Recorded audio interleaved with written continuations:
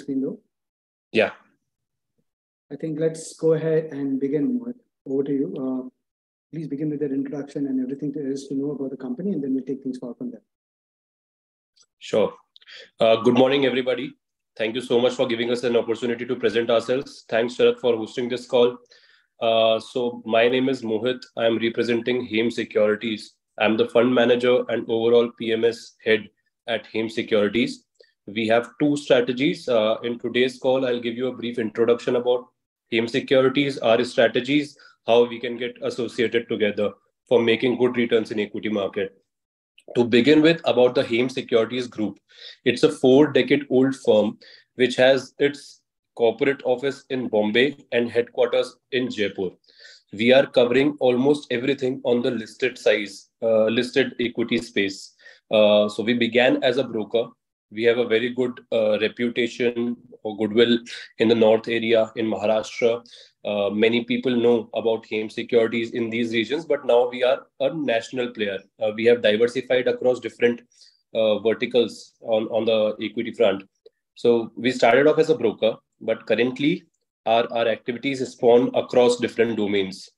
So we are into startups. We are almost going ahead with AIF soon.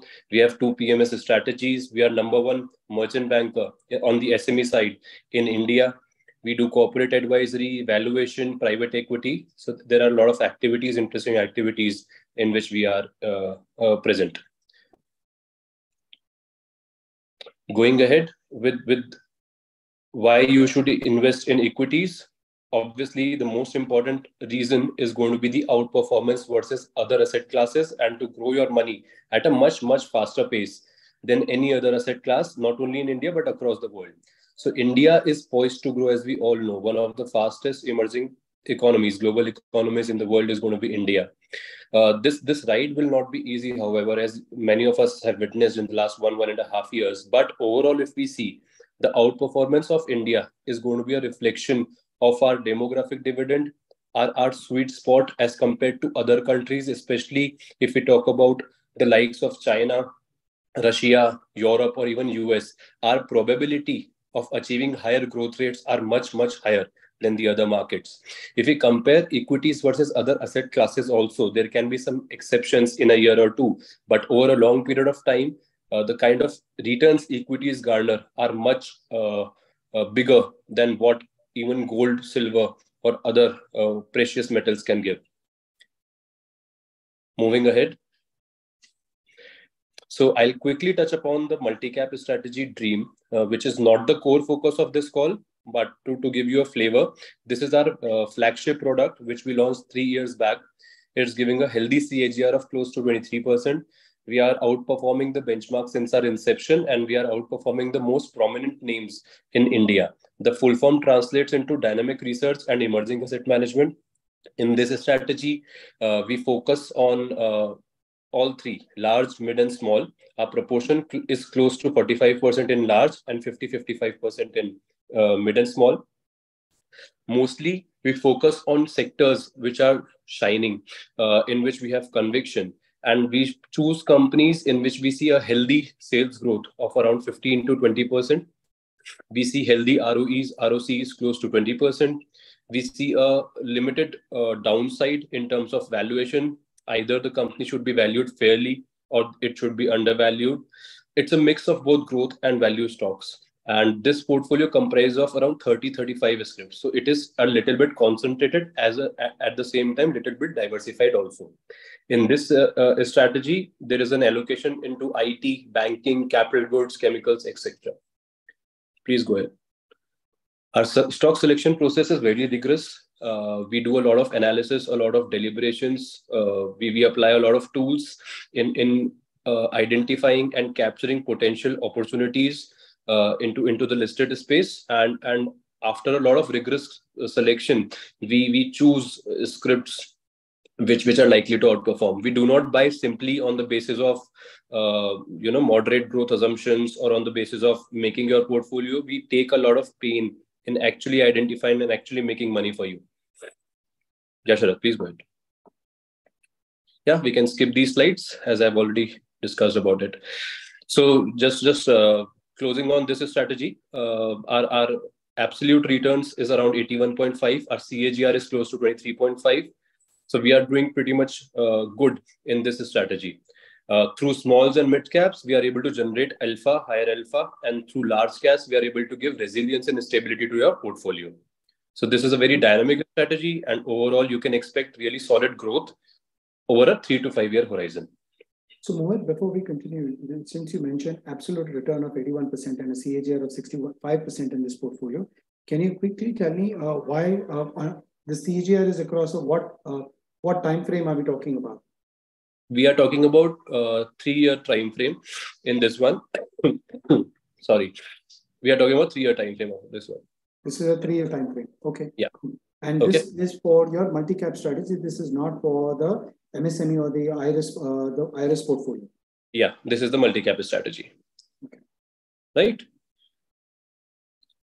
So we are capturing, as I mentioned earlier, we are capturing all the sectors across the board. Jahan pe bhi opportunity aata hai, be it an EV space or a renewable, recycling or solar, batteries, whatever the new sunshine areas are. We are very dynamic in capturing those opportunities, and we also churn with and switch between different sectors. You know, when we see the juices running up to the full potential in a particular sector, we do profit bookings also. Right, mm-hmm. That forms a very, very important part of the CAGR, which we mentioned, because we actually switched into IT in 2021, from IT to banking in 2022. We kept playing between those sector allocations, and we kept identifying new scripts of growth areas. Right, that is the reason of our outperformance. It's basically our dynamism, and we play a lot of importance on triggers, because here, since it's a long-term strategy, 3 to 5 year horizon, but there should be some good triggers, some healthy, logical triggers for the script to outperform. So our criterias are very rigorous. Now coming to the most exciting part of this presentation, for which we all are here, right? So the second strategy under PMS umbrella is our IRSS strategy. The full form translates into India's Rising SME Stars. Currently, it is India's only strategy which is investing into SMEs or micro caps or small caps. Yeah, sure. Please go ahead. So, do you want to quickly give a backdrop to what SME and MSME segments are? Absolutely. Please. SME companies are the ones who have just got listed on SME platform, either on the BSE exchange or NSE exchange. So BSE has an index called BSE SME IPO, and NSE has an index NSE Emerge. So these companies are very small. Usually they raise up to 25 CR usually. Mm-hmm. And the shares of these stocks are traded in lot sizes. So you cannot buy 1 share or 100 share of these stocks. You have to buy a single lot. That lot can comprise of 1,000 shares, 2,000 shares, 3,000 shares, right? These companies are at a very, very nascent stage of their growth. Mm-hmm. Most importantly, you can, in a layman term, you can say that these companies are just above the level of startups and below the levels of becoming bigger. All right. So that particular area we are trying to capture here. Mm-hmm. Okay. So how is the MSME and the SME platform different from the main board of stocks that are listed on the Sensex or on the Nifty, or the regular indices that we are aware of? So my purpose of asking this is simply because there will be quite a few of my families who will be listening to this recording a little later, and they may not have heard about this segment. So I'm asking these basic questions, keeping those parameters in mind. Sure, absolutely. Mm-hmm. So these SMEs are usually new companies, newly listed companies, but they do not have a very big scale to be listed on the main board right now. All right. So there are companies, there are companies which can bring an IPO of 500 CR, 1,000 CR, 10,000 CR, right? We have seen it in the last couple of years in LIC, be it Paytm, be it any other thing. But those companies have already achieved a specific scale in terms of revenue, in terms of profitability, in terms of their scale, right? But these companies are very, very small right now. Mm-hmm. Either they have been incepted, they have been gone through recent incorporation, or they have been in existence since last couple of decades or 3 decades, but they are still very, very small in terms of their achievement, in terms of their revenue, in terms of their PAT. Few of these firms have revenues of close to 5 CR, 6 CR, 10 CR, and few of these companies have a PAT of 50 lakh, 1 CR, 2 CR. So you can imagine that these are very, very small players. They cannot be compared to the listed companies on the main board. All right. Many of these companies over a period of time move to a main board also, right? So we have seen a lot of companies transiting from SME, they got listed on SMEs, and gradually, eventually, they move towards the bigger exchanges, or also the broader exchanges, the normal exchanges of BSE, Sensex, or Nifty. All right. Now, coming to going to even greater depth before we move, that these companies cannot be compared with a usual listed company which we see on screen, right? The data asymmetry is there. Conceptual proof is missing. What do I mean by that?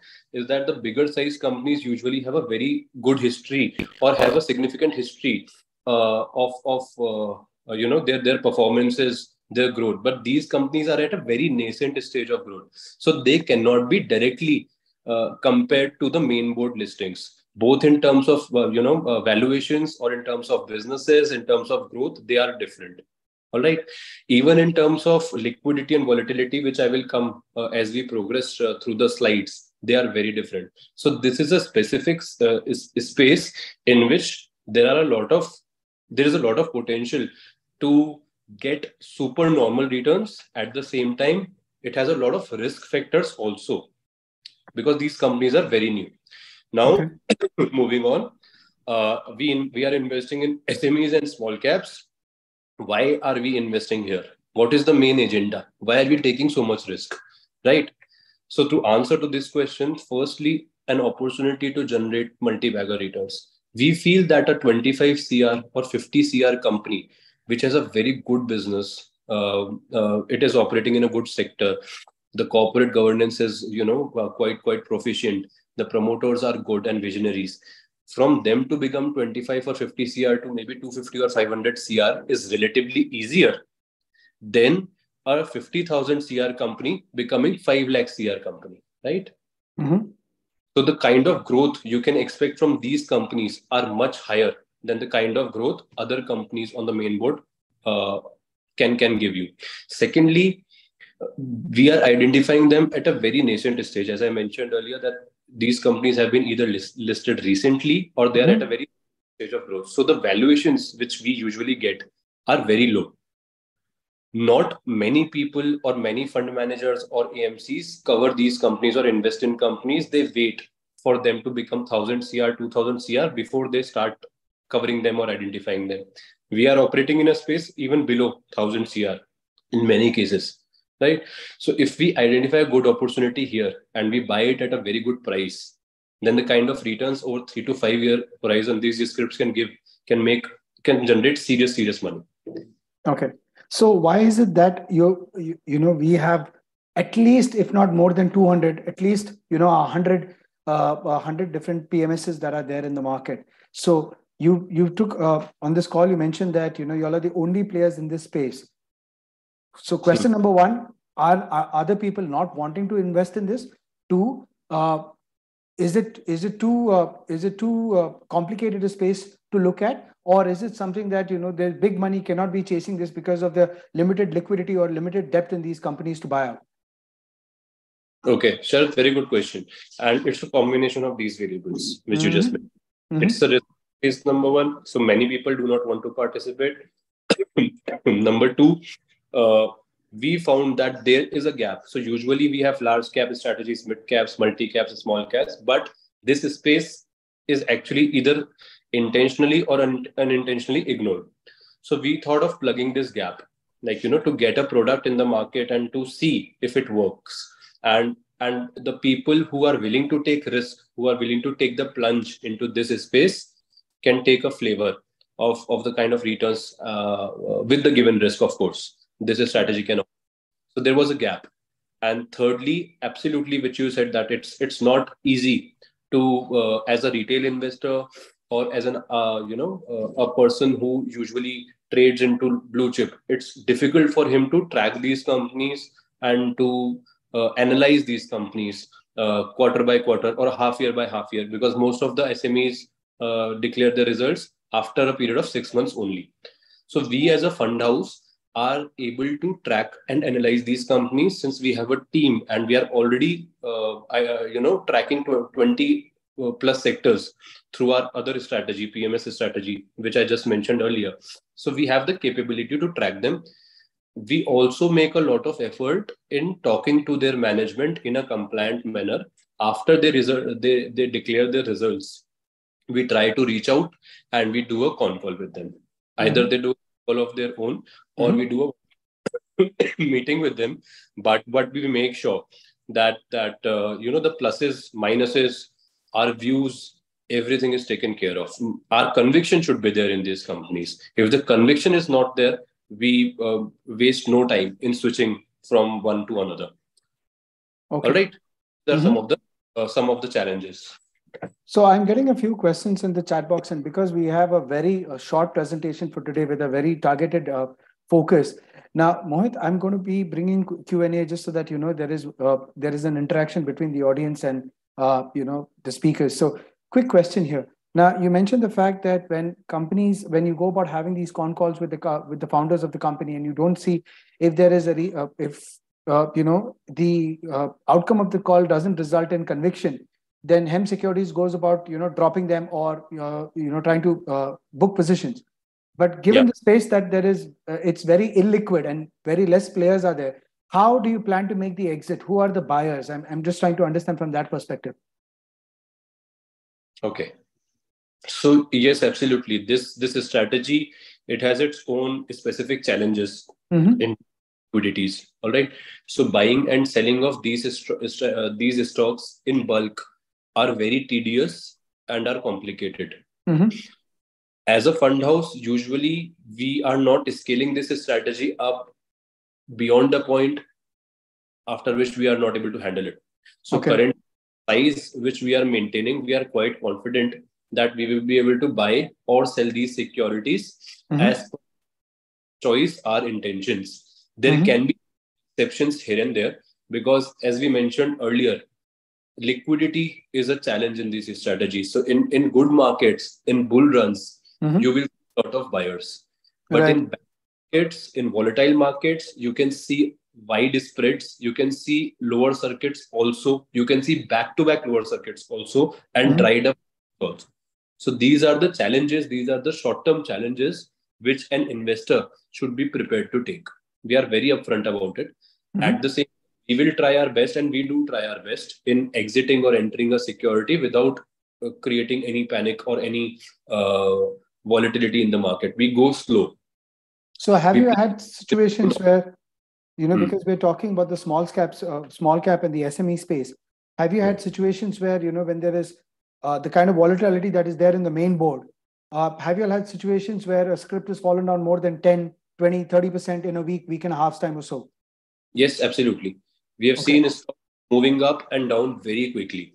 So I have also incorporated a chart, which we will come to towards the end of our presentation. But you have already asked this question, so I will give you a flavor of how this strategy has operated so far. So we have seen stocks becoming 10x also in 1 year, and stocks becoming half in 1 or 2 months also.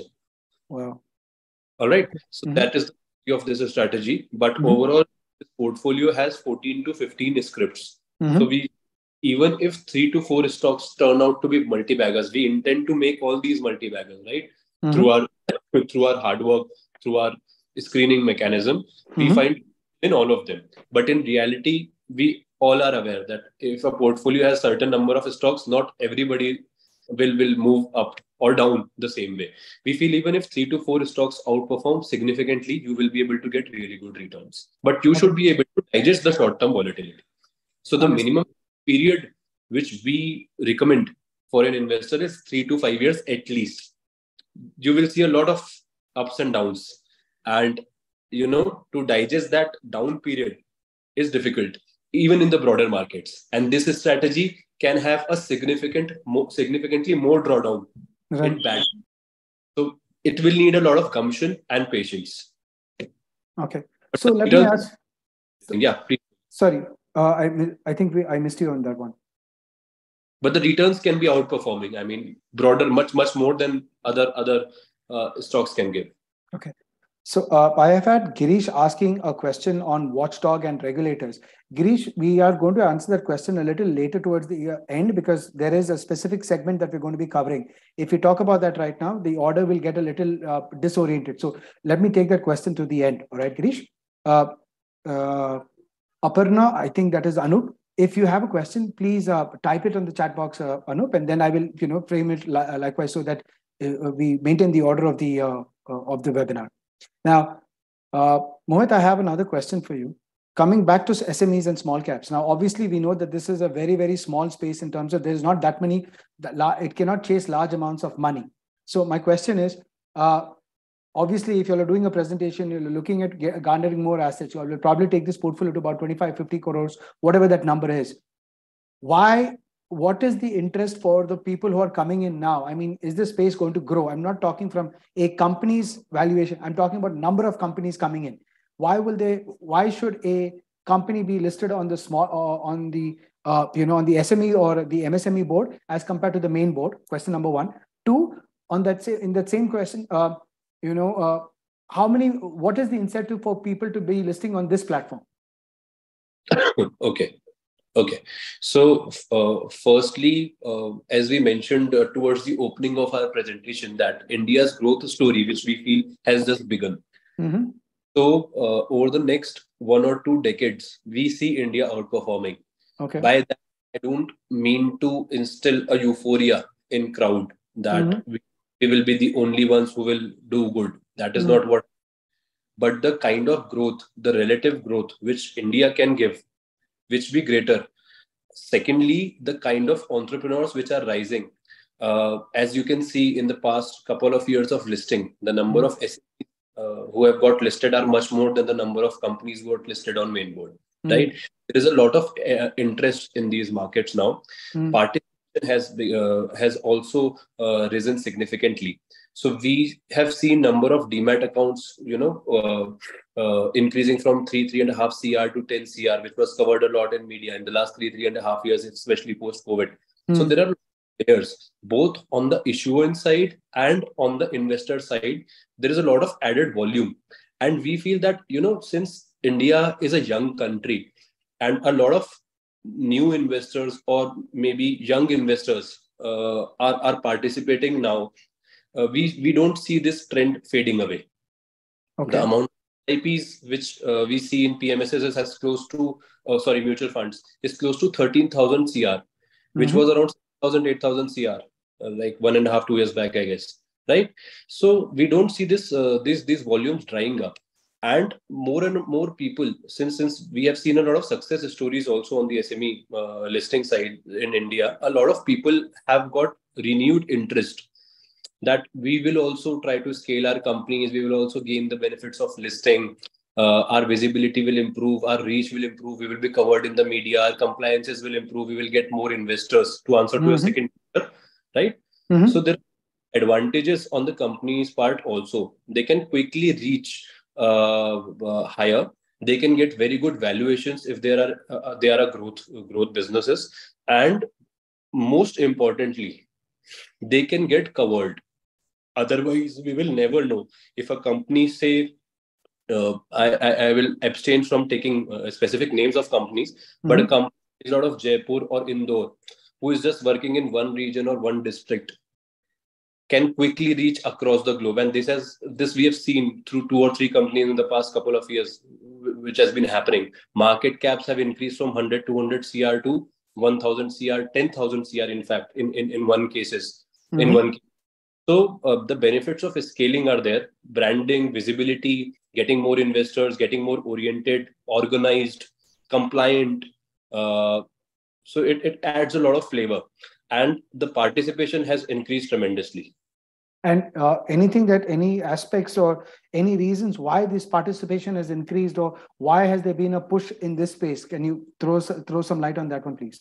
So BSc and NSC have also taken a lot of initiatives to support and to grow companies through their SME boards. We have Okay. seen campaigns and shows. I mean, by BSc and NSC, we can see on the TV or on digital medias that there is a lot of push to grow India, to develop India, and SME spaces. The focuses of government is also there.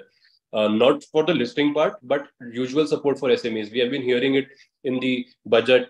We hear it, I think, almost in every monetary policy meeting also.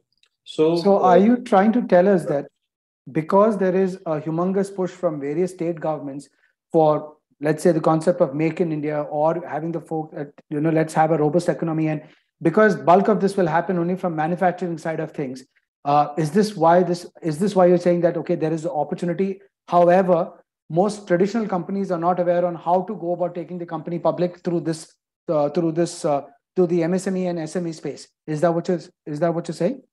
I would put it in another manner. Mm-hmm. From the government or from the exchanges, as well as the awareness from entrepreneurs and investors have increased a lot. Okay. So through the recent listings, through the successful recent listings of a lot of companies, see, there have been failures also, but I think that is part of every I think listing, right? But you can see that there are a lot of companies who got the benefit of getting listed. Understood. Right? They were able to scale things up. They were able to go across India, across the globe with their products, right? They were able to get those credit ratings. So a lot of is there. Okay. And increased awareness have ensured, like, we have seen that mutual fund campaign, ki mutual fund sahi hai, right? What that has done is that has increased the confidence of a lot of investors to do more SIPs, to park their money through MFs. The same thing happening in PMS also. Now, not in PMS, sorry, my bad, through SMEs also. There is a push. Now, I would not say that there is a humongous push and people are getting encouraged to invest in SMEs. That is not what I mean. I am saying the ground level support is there. Understood. Okay. In terms of their credit. So the ecosystem is getting built. Absolutely. You use the right word. Yeah. All right. So now that we've got that aspect taken care of, I'm going to ask a very, very basic and rather stupid question, but so that the clarity is absolutely, I mean, there is no confusion among these two spaces.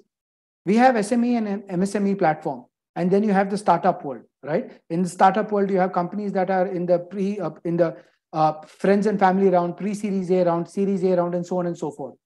Between an SME and MSME space, and between a company that's, let's say, at an angel round, or let's say at a pre-series A round, which one is more riskier between these two investments? If I had 1 crore put in either of them, spread across multiple companies, multiple options, whatever it is. I'm talking from a risk side of things. Okay, so it's not an easy question to answer. It really depends on the company and the sectors we are talking about. The valuations, the attractiveness are different. A lot depends on the promoters. How good are, what is their credibility, what has been their history, their qualification, their future vision. At the same time, I would just add one point here. In SMEs, it is fairly easier to track their valuations, to exit and enter through exchanges, which is not there in startups and angel side, right? It's difficult to crack deals over there. And as a retail investor, it's very, very difficult to arrive at or to judge a fair price of a company. No, I'm asking this question more because Hem Angels also has a vertical where you'll go about investing in early stage startups and things of that sort. Now, I know you are in a fixed position because from a compliance standpoint, this line is recorded, and then there is a Chinese wall between both these companies, and it's not that easy to go about giving a clear-cut answer. But let's keep returns aside. Let's not talk about returns. But from a capital protection, capital preservation, or possibility of my capital coming back, which among these two sectors is something that I should focus on? Or as in, let's say I have the money. I've got inheritance of 5 crores. I'm willing to put 1 CR in both of these, and I could care less. The money was not mine in any case. So now what? I mean, okay, you have put the same question in a different manner. Exactly. So, okay.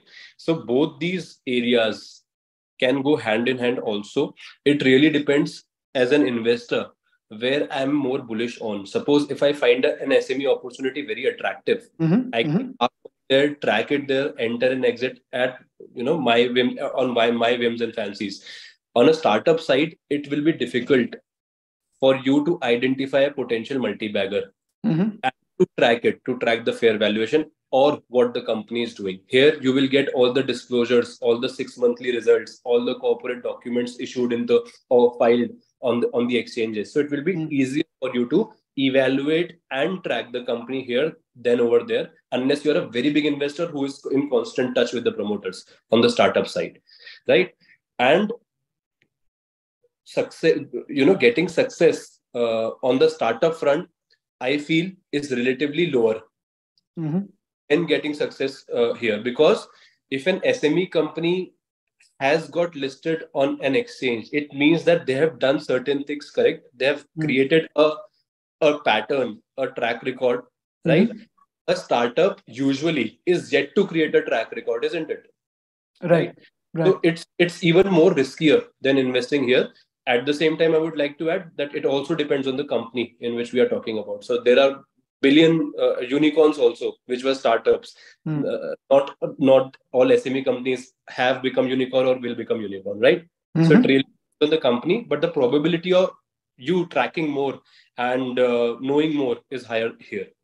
So let's say for a retail investor who has been able to save good amounts of money over a period of time, and now they've got the liquidity from a volatility, from a certainty standpoint, we are better off investing in the SME space simply because of the fact you're mentioning that there is a cash flow, there is money being made, there are books, there is visibility into the numbers as compared to an idea or something that is just promoted by someone who has got, let's say, deep pockets as a promoter. Correct. Let's say in the startup space. Correct. Okay. And awesome. And an investor can diversify his funds also. I mean, since you are mentioning 5 CR, 6 CR, maybe he can start small with startups, and gradually, based on his experiences, he can grow the money over there. But a certain small part can be allocated over there also. I get the message. But with that said, Mohit, okay, would you want to quickly walk us through this slide, please? Okay, so this is not a very good, we have to show the performances, but this cannot be used as a benchmark because the SME exchanges are extremely volatile. You can see the CAGRs north of 100%, 200%, right? So this is not indicative of the returns you will get every year. This is certainly not. It is just shown here to show that these companies have a potential to garner more returns than the usual mid cap or a small cap or large cap. That is okay. So Mohit, isn't there any way a retail investor who's got 50 lakhs can go about participating in the SME space without having to go through a PMS route? Absolutely. And how is that? Yeah, so these companies are listed on, as we mentioned earlier, on BSE SME exchange as well as NSE exchange. So they can either invest through IPOs or those exchanges. They can do it directly. So IPOs again is a lottery system. If it works, it works. If you get it, but the disadvantage over here for a retail investor, since I have to buy things on a block, which means one block of, let's say, company ABC shares, I will have to probably take 20 lakhs or 15 lakhs or whatever it is when compared to the ease of having to go through a PMS. That's my difference. Yes. Okay. And so it will be a professionally managed fund. So obviously. Not hold a position, or might not have the vision of garnering more returns which a fund house can have. So to explain this point even better, suppose if an investor, I will talk about psychology of most of people now, that suppose an investor is investing 100 rupees in a particular SME, right? He's buying at 100 and say on listing or maybe a few weeks down the line, he's getting 30-40% returns. He will say, yaar, mera ho gaya, bahut acha return mil gaya, wo nikal jayega. But we do not operate on that mindset. We see a longer picture. If the story sustains, if the story is very, optimistic, and we are confident, we have high conviction, so we might hold it for 2x, 3x, 4x returns also, which usually an investor won't. He will be happy and really exit at 20, 30%, 40% returns. We might not exit even after 200% returns. Okay, fair enough. Okay. So and this has happened through I mean, like with some of our stocks which we have been holding. Right, we have exited after giving 10x return, 8x returns also. Okay. So Mohit, this percentage return, I see that you've mentioned as of December 31st, 2022, and we've got last 6 months return being at 97%, which means you're probably saying from June 2022 till December 2022, this index has given you a 97%. Yeah, this is the index. This is not our portfolio's return. This Sure. is the BSE SME IPO index. Okay, but that has corrected quite a bit over the last 4 months, right? Because I don't think we've had that kind of outlandish kind of returns that has happened over the last 6 months or in the last 1 quarter. A lot of things have changed. So wouldn't it make sense that these things would have shown much lesser than what we are seeing right now? So I have got a supplementary sheet post this presentation in which I have captured the last 3 months, 6 months data also of our fund specifically. This is just an indication to show the comparative return profile of different market caps in India. Okay, so fair enough. I will talk about that also. Let me come to that. Awesome. Yeah. All right. And these deck is still 31st December 2022. So we update the deck after every half year as a compliance policy, as an internal policy. But I've added that supplementary sheet especially for our meeting to show the impact of correction, especially which has happened in the last 3 months. So I will be covering that also. Right. All right. Okay. So quickly coming up to this slide, not all companies or small caps are going to be rising stars. There are many companies which have got listed on the SME platform and have failed. Many of them are even trading below their issue prices. Okay. Therefore, it is you need an expert, or you might need an expert to pick the best companies or stars, as we say, to manage your portfolio and give you outstanding returns. Okay. You can go to the next. Yeah. So help me understand, Mohit, for the benefit of everybody in this call and who's going to be listening to the recording. We don't have, obviously, out of the large universe of 700 odd companies, we are talking that y'all are probably taking a portfolio of 20, 25 companies, 50 companies. What is it like? So we will be having a portfolio of 12 to 14 scripts. In total? In total. I have that number also in the forthcoming slides. Okay. So we're saying 14 stocks in total portfolio of 15 lakh rupees. 50 lakh, yeah. Okay. For IRSs. Understood. For the strategy, I mentioned the number close to 30-35. For this strategy, it's a highly concentrated strategy. So I will talk about it in the next slides. I will talk about the numbers also. Charan. And how much of this 14 companies, how many of them are going to be in the small cap space? So usually the split is either 50-50 or 60-40 between SME micro caps, but these are subject to change as per view. Yeah. Okay. So currently we have half SMEs and half micro caps, but these can change vary a bit also. So the micro caps that we're investing is as per the SEBI's definition of micro caps. So do you all have a market cap around which you all are comfortable investing? Yeah. So it's the latter. So usually SMEs are listed on the SME exchange. Once they towards main board, it is not necessary that they become the top 500 companies of India. So usually, so I'll explain this in detail since you have asked. Yes. So AMFI has categorizes companies into large, mid, and small after every 6 months. Top 100 companies are large, 101 to 250 are mid, and 251 to 500 are small. Below 500 are also small, but the small cap exchange or the NSE small cap index, they comprise of 251 to 500 companies only. Got it. Now, the market cap of the 500th company currently is also close to 8,000, 10,000 CR. All right. There are a lot of companies which have moved from SMEs, but who have not reached 8,000, 10,000 crore market cap. Correct. Who are still at 500 CR, 600 CR, 1000 CR. So for the benefit of explaining to the investors and for internal judgments, we have used this term micro caps, which are neither companies nor have become the part of a small cap index. They're somewhere in between. Okay. So what you're saying is they may not. So small cap is just for the ease of this. It's going to be predominantly micro cap. Yeah. Okay, good to know. All right. So do you want to walk the audience through your performances? No, we'll cover the returns later. No worries. All right.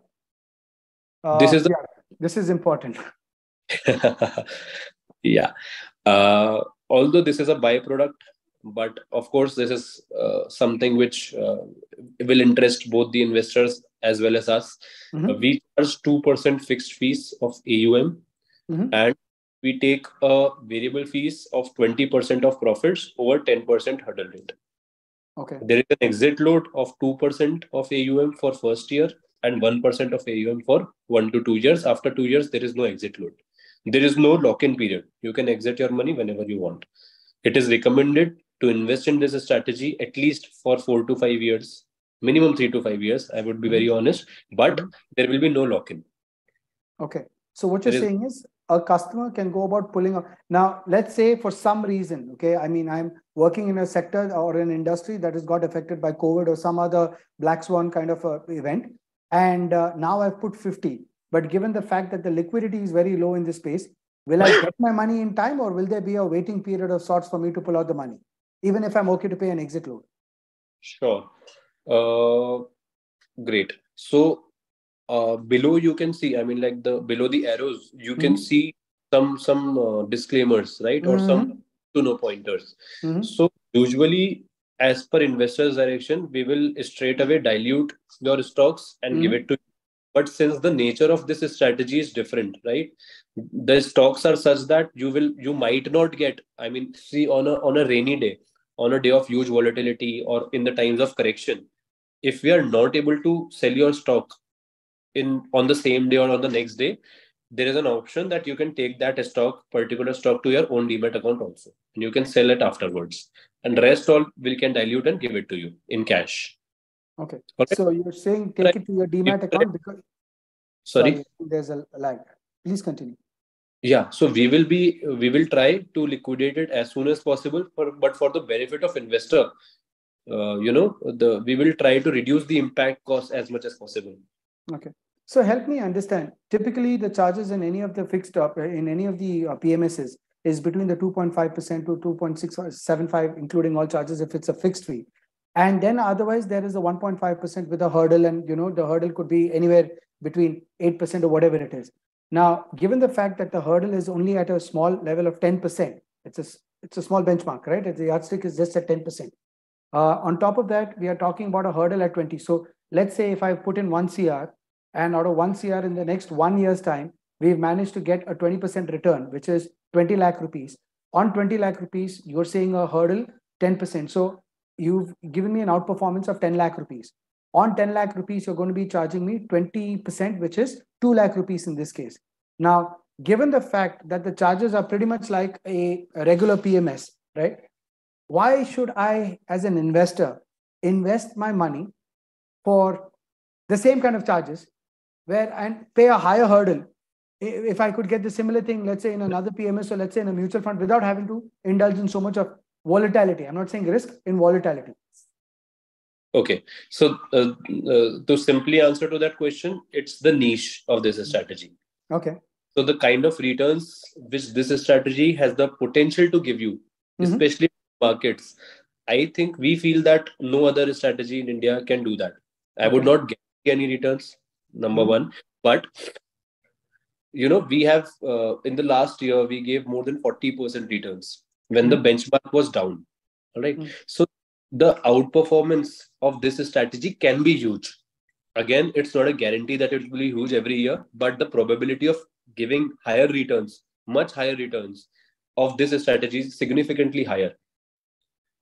All right. So maybe if a strategy of the index gives you 15% CAGR, which is also very difficult over a longer period of time, this strategy has the potential to give you much higher CAGR on a longer period of time.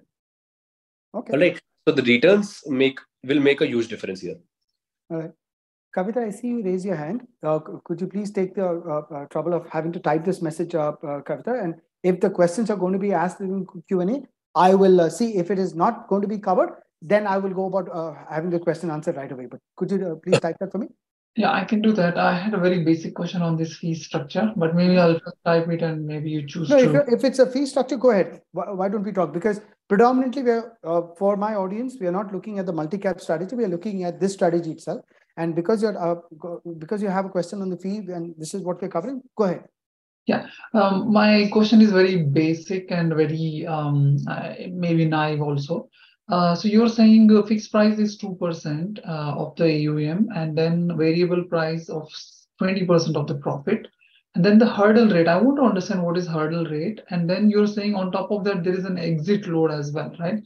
Now this is irrespective of whether a investor gets. So the fixed fees, the hurdle rate, and the exit load will be applied whether I get profit or not.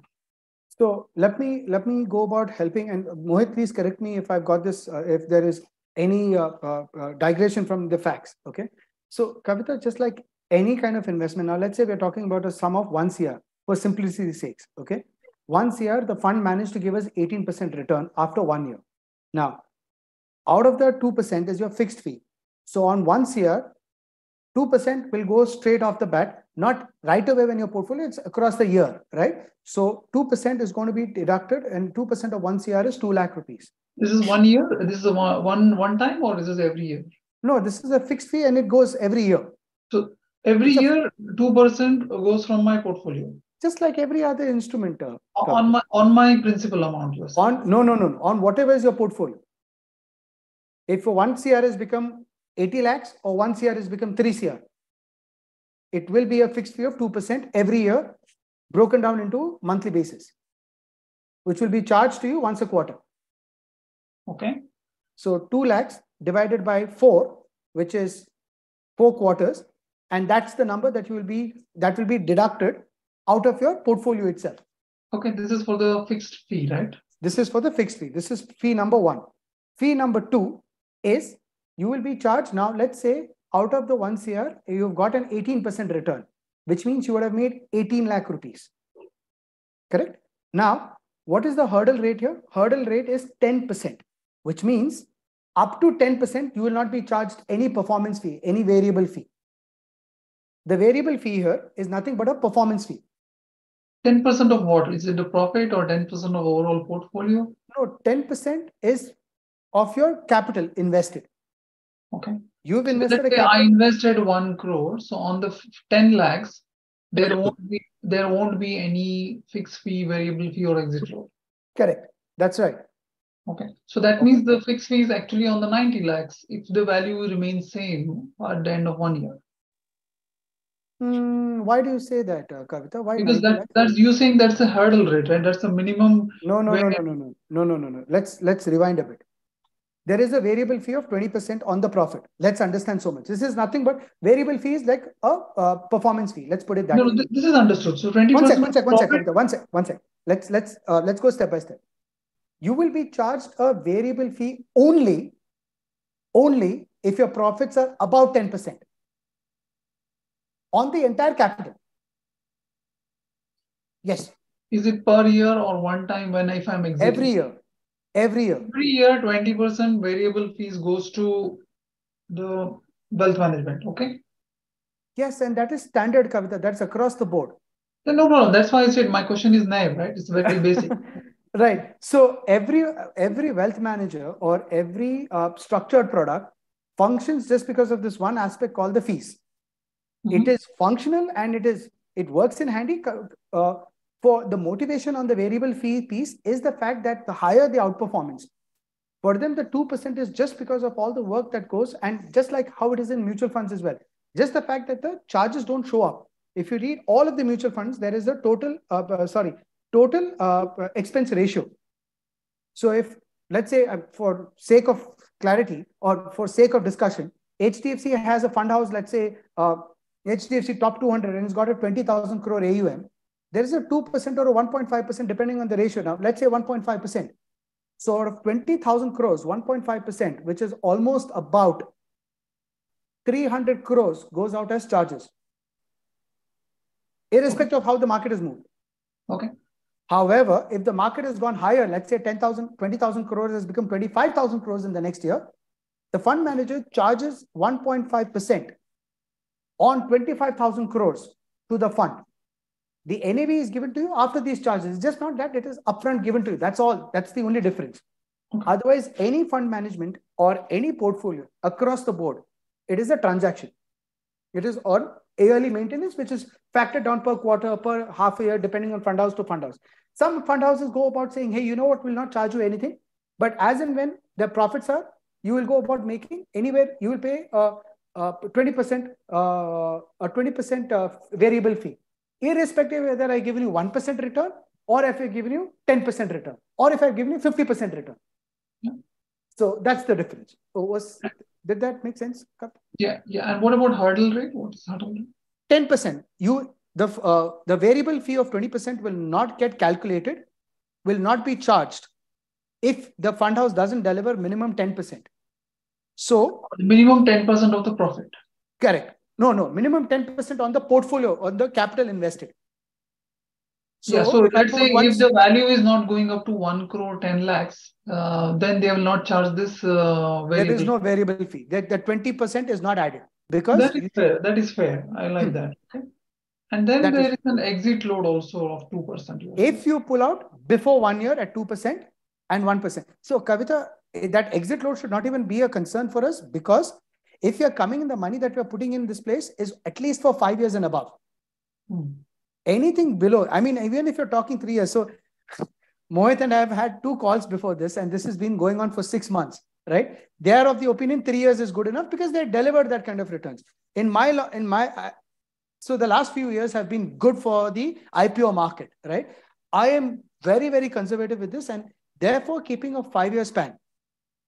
I will, after Mohit finishes his presentation, I'll be asking him to drop off the webinar, and I will be giving all pointers around why this is important. I don't want Mohit to be a part of that.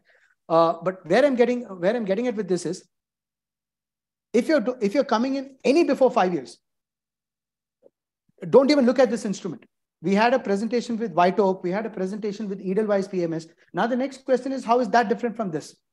Very simple thing is, we as retail investors, whether we have 4 crores, 5 crores, or 10 crores in assets across mutual funds, stocks, whatever it is very difficult for us to get exposure to this asset class. So the logic is, now let's say if you have 10 crores and you have 50 lakhs exposure to this allocation, how much is 50 lakhs of this? 5%. So overall tomorrow, when the country is going to become the $10 trillion or $5 trillion, $10 trillion in the next 5 years, 7 years, 10 years, whenever that happens, it is not a matter of whether it will happen. It is a matter of when it will happen, because we have to get there. There is no way that you can go. You look at any developed market, they didn't become the kind of economy that they became without having manufacturing as a predominant sector to be invested in. Whether it's Japan, whether it's US, whether it's China, all of them became that strong because of manufacturing industries. So there is the push, and like we just discussed, there is the ecosystem that is getting. So I think there was a German counselor. I think he mentioned about how robust our payment gateways, what we do on our phones these days in the in the finance side of things, the inclusion that we are trying to do with anybody with a smartphone can do payments and everything can be tracked. It's so far advanced when compared to some of the European countries as well. So for us right now at this stage, there is the ecosystem that is getting built. And for my families, I'm trying to see how can they get, because a good majority of them are getting to a stage where there is, 5 years, 7 years away from their retirement. Now, when you have, let's say 5 crores or 10 crores coming out of your EPF, gratuities, full and final settlement, you don't want to have your monies in same instruments where you've got it through mutual funds, stocks, or the other regular PMSs. I don't want any further allocation. I mean, let's get allocation that is diversified, which we would not get in other alternatives, at least for now. Did that make sense, Kavit? Yeah.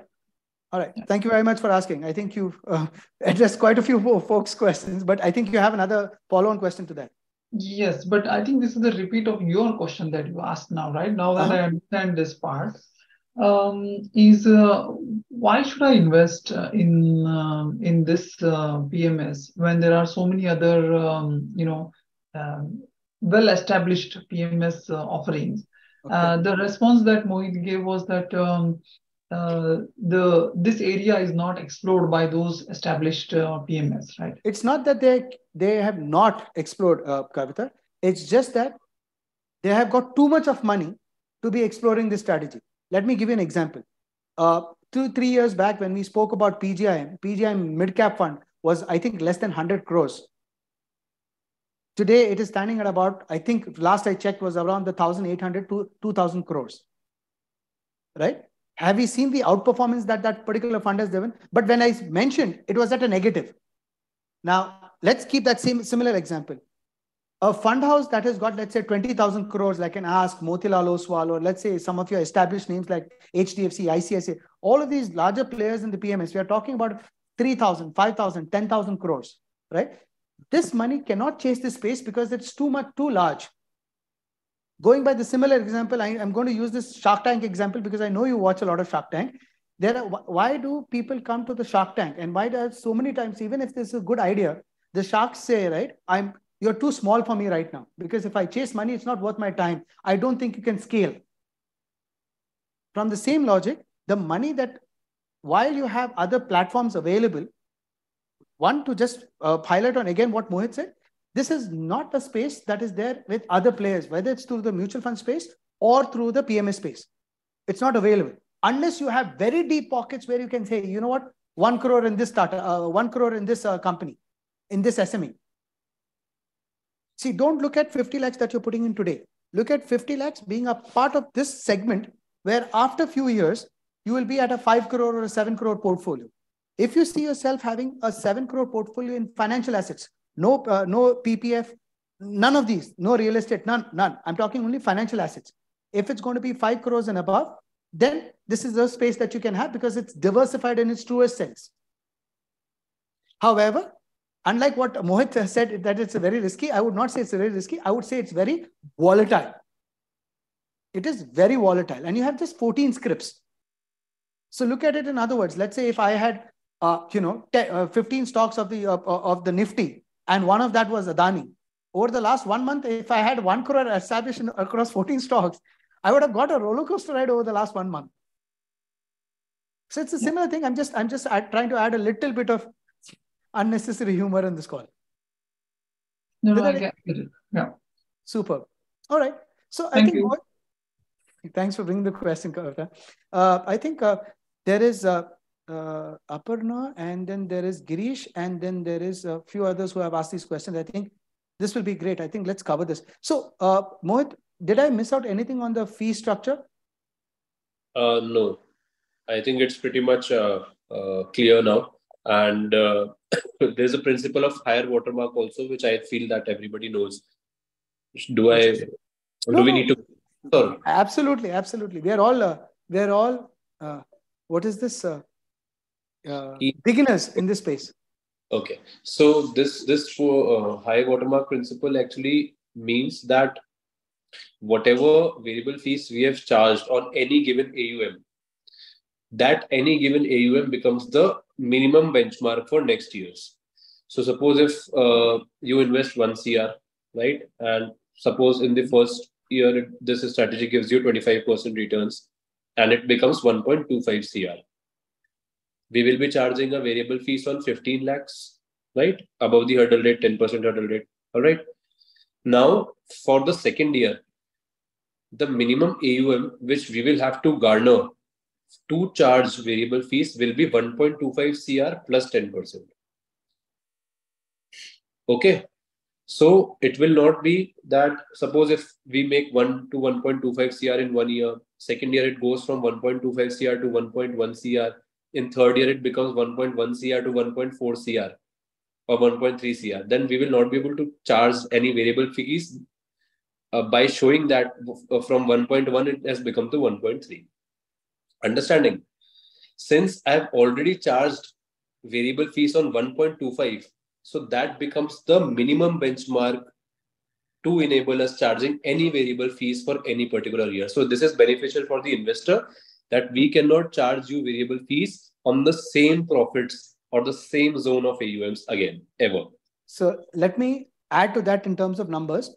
1.25 crores is year end. You've already charged me 20% on 15 lakhs, which is 3 lakh rupees gone out as charges for the year. This is clear? Correct. For the next year, you have to make a minimum 1.375 crores. Yes. In order to go about charging the variable fee. Did that help This everybody? is extremely fair and No, it's beneficial, no, and it's prescribed by SEBI. no, it certainly is, Mohit. But see, generally, most retail investors, when they have climbed from one ladder to another ladder, we don't see charges necessarily in a mutual fund statement, right? All of this is included within the NAV, and that's the accounting structure of that asset class. So it gets a little heavy because we're talking large amounts of money, and therefore the audience then tends to see that this being large amount. But when you look at grand scheme of things, I think if audience experiences a double-digit return upwards of the 18-20%, which is not there in the other asset classes, everything gets, it's just the initial inertia of, okay, this is the fixed fee that is going out. You see that? Yes. So that Yes. is that. And we are also trying to be as transparent and as clear with everything, uh, at the best of our abilities. Right. So these slides are generic. I think I wouldn't want to get here because I think this will just seem like pretty much.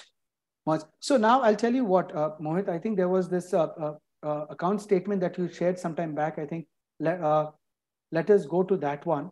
Okay, why don't you walk us through how does an investor, because this is a statement that comes to the customer, to an investor. Okay, so this actually is just showing you the volatile nature of this strategy, how quickly it moved up, and after January, how fast it moved down also. Okay. So this strategy has the potential to give you 10-12% returns monthly also, and to give you a drawdown of 10% also. All right. Understood.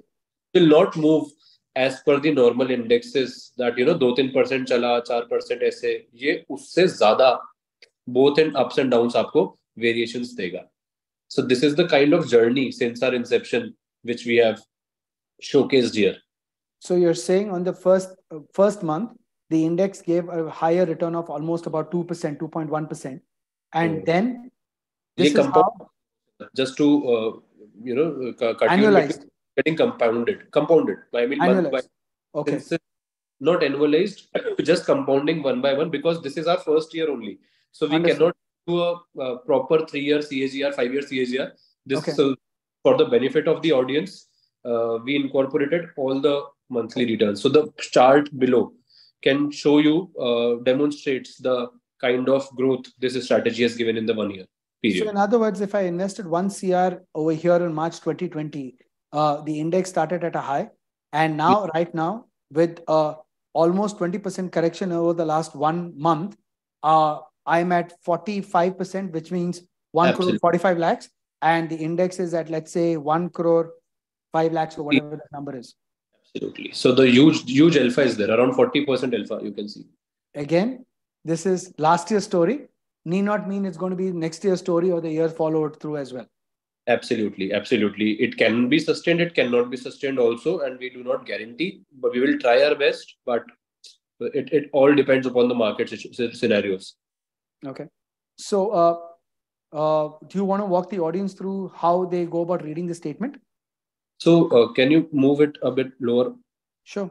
Yeah, this is the portfolio performance which we were thinking of sharing, when we had last spoken of, to show the actual charges. So this strategy is, this returns are of dream strategy, and the next page will be a fire SS. All right. Okay. So yeah, so this is the kind of returns which we gave since inception of this investor, which was 4th of April 2022. So this is of FY23. Around 39% against negative 2.7 of index. So the reason why this one is different when compared to the one that you showed, because that was your model portfolio that you began with, your very first portfolio, and that's how it's continued. This investor came about a month and a half back, month and a half later, and that's why the numbers are slightly lower when compared to your benchmark portfolio that you're giving. Yeah, that is at a fund level to show you the 25 CR performance. And since we discussed that we will need to show one investor how his returns were, that is why it investor specific case this statement is. Okay. That was a fund specific case. This we can skip now, since we have, I thought of coming to this after the presentation, the performance fees calculation, but we have already discussed it pretty well now. Okay, awesome. So this is that. And this is the, this one more thing. You mentioned earlier that can you show the kind of ups and downs these stocks have? So this is one of our stocks. This is the last 1 year. Yes, this is the last 1 year. And again, a disclaimer, we are holding this stock. We have exited some part, but we are still holding this stock in our PMS. There is likelihood that our directors or at a fund level or at a proprietary desk level, we are still holding these stocks. We may be buying and selling without your knowledge. All right, it's a generic statement which I'm making, but it is important as a good practice to be upfront about it. And we are still holding it on in our IRSS strategy. Now, this So is stock. are you saying by some chance, if this portfolio, if you all are listing out companies in this portfolio, by default, there is some or the other allocation of the promoters in these companies? Not necessarily, but yes, it can be. Okay. And they can exit, they can enter, they can do whatever they want also side by side. So there is a concept of Chinese wall, right? So usually as a regular investor or as a regular prop desk, they also can participate in equity space listed as well, right? So our positions can exist there also in these stocks. Understood. Okay. So now that we've covered these pointers, Mohit, I think it is important since some of us, because you spoke about your company quite in a manner that is not very large. So just so that I bring a little bit of introduction, and why is this? Because a good majority of the people, when I spoke to them and I told them that, okay, we are having this webinar with Hem Securities, like who Hem, right? So I think it is going to be a little important that you all talk about now. When you say 4 decades of experience, or 4 decades of expertise, on what basis have you got 4 decades? How did Hem Group start? Let's touch upon this for a quick 10-15 minutes, and then I'll open the room for question and answers. So I'll quickly tell you about Hem Securities. The founder's name is Mr. Hemchand Jain. Mm-hmm. All right. So it began in 1980, the company, Mm-hmm. and started off as a broking firm. Okay. We have got presence in more than 200 business locations through our franchisees. Our head office is in Jaipur, Rajasthan, and corporate office is in Lower Parel, Bombay. Mm-hmm. We have got a bunch of more than 1 lakh clients across different domains. So, as I mentioned at the beginning, it started off as a broking firm, then gradually developed a research arm, then spawned across, as it evolved, as it moved ahead, it spawned across different verticals, and then the merchant banking and PMS and all those things came up. So our major presence is in Rajasthan, Maharashtra, Gujarat. All right. There are different franchises in Guwahati, Indore as well, Gwalior, and all those things also. But the majority is covered in this belt, which I just mentioned: Rajasthan, Gujarat, and Maharashtra. However, so these are all. Sorry, please continue. However, now the presence is known across India by a lot of participants, and we are very much covered in media. And our articles, our achievements, accolades, awards are getting published through different financial dailies, the most prominent financial dailies also. So now you can say we are operating at an India level now. Okay. So we have these different verticals under the Hem Group, right? Now, Hem Angels is obviously the startup funding where you'll go about funding companies in the angel round or the pre-list, pre-series A round. That's my understanding. What are these other verticals? Why is it important for why have we got this on the slide? It just shows the one-stop financial solution as mentioned on the left. It just shows that these are the verticals which we operate into as Hem Securities. Okay. So as a retail investor, maybe what is most important for us will be either PMS or investing in startups or private equity. That's it. Other verticals, business valuation, corporate advisory, caters primarily to corporate clients, and so is merchant banking. So how are these corporate advisory solutions or corporate offerings beneficial, and with that experience, how does it benefit your practice? No, that is a different vertical, Sharath, altogether. So these verticals will not come under PMS. PMS is a separate vertical, and these verticals are different. So we have a merchant banking team. We have a team for investing in startups. We have a business evaluation and the corporate advisory team. We have a broking team, and we have a PMS team. So the business evaluation team or the corporate advisory teams, they scout for businesses where they can go about helping them go from scale 1 to 2x, 3x, 4x, whatever that number is. Right. Okay. To help them with their corporate affairs. Yeah. Understood. Okay. So with that said, that's right, Nakul. IRSS is under the PMS vertical. So now that we've discussed all of this, ladies and gentlemen, if you all have any questions, I think I will start taking questions that was there on the chat box. Mohit, I would want you to be on the part of this call till the time that I ask you to. After that, we'll ask you to leave because I have to, since this is recorded, I am going to be giving a few pointers around what I think is important so that you all don't get influenced with this. But I am going to be taking questions, and in case I don't answer them accurately, please feel free to step in and have me corrected. It is important. Yes? Sure, Sharath. And Sharath, if we can do a hard stop around 12:30, right? That is fair enough, right? Sure, absolutely. Okay. Anup, were you driving while you were listening to this call? I hope not. Yes.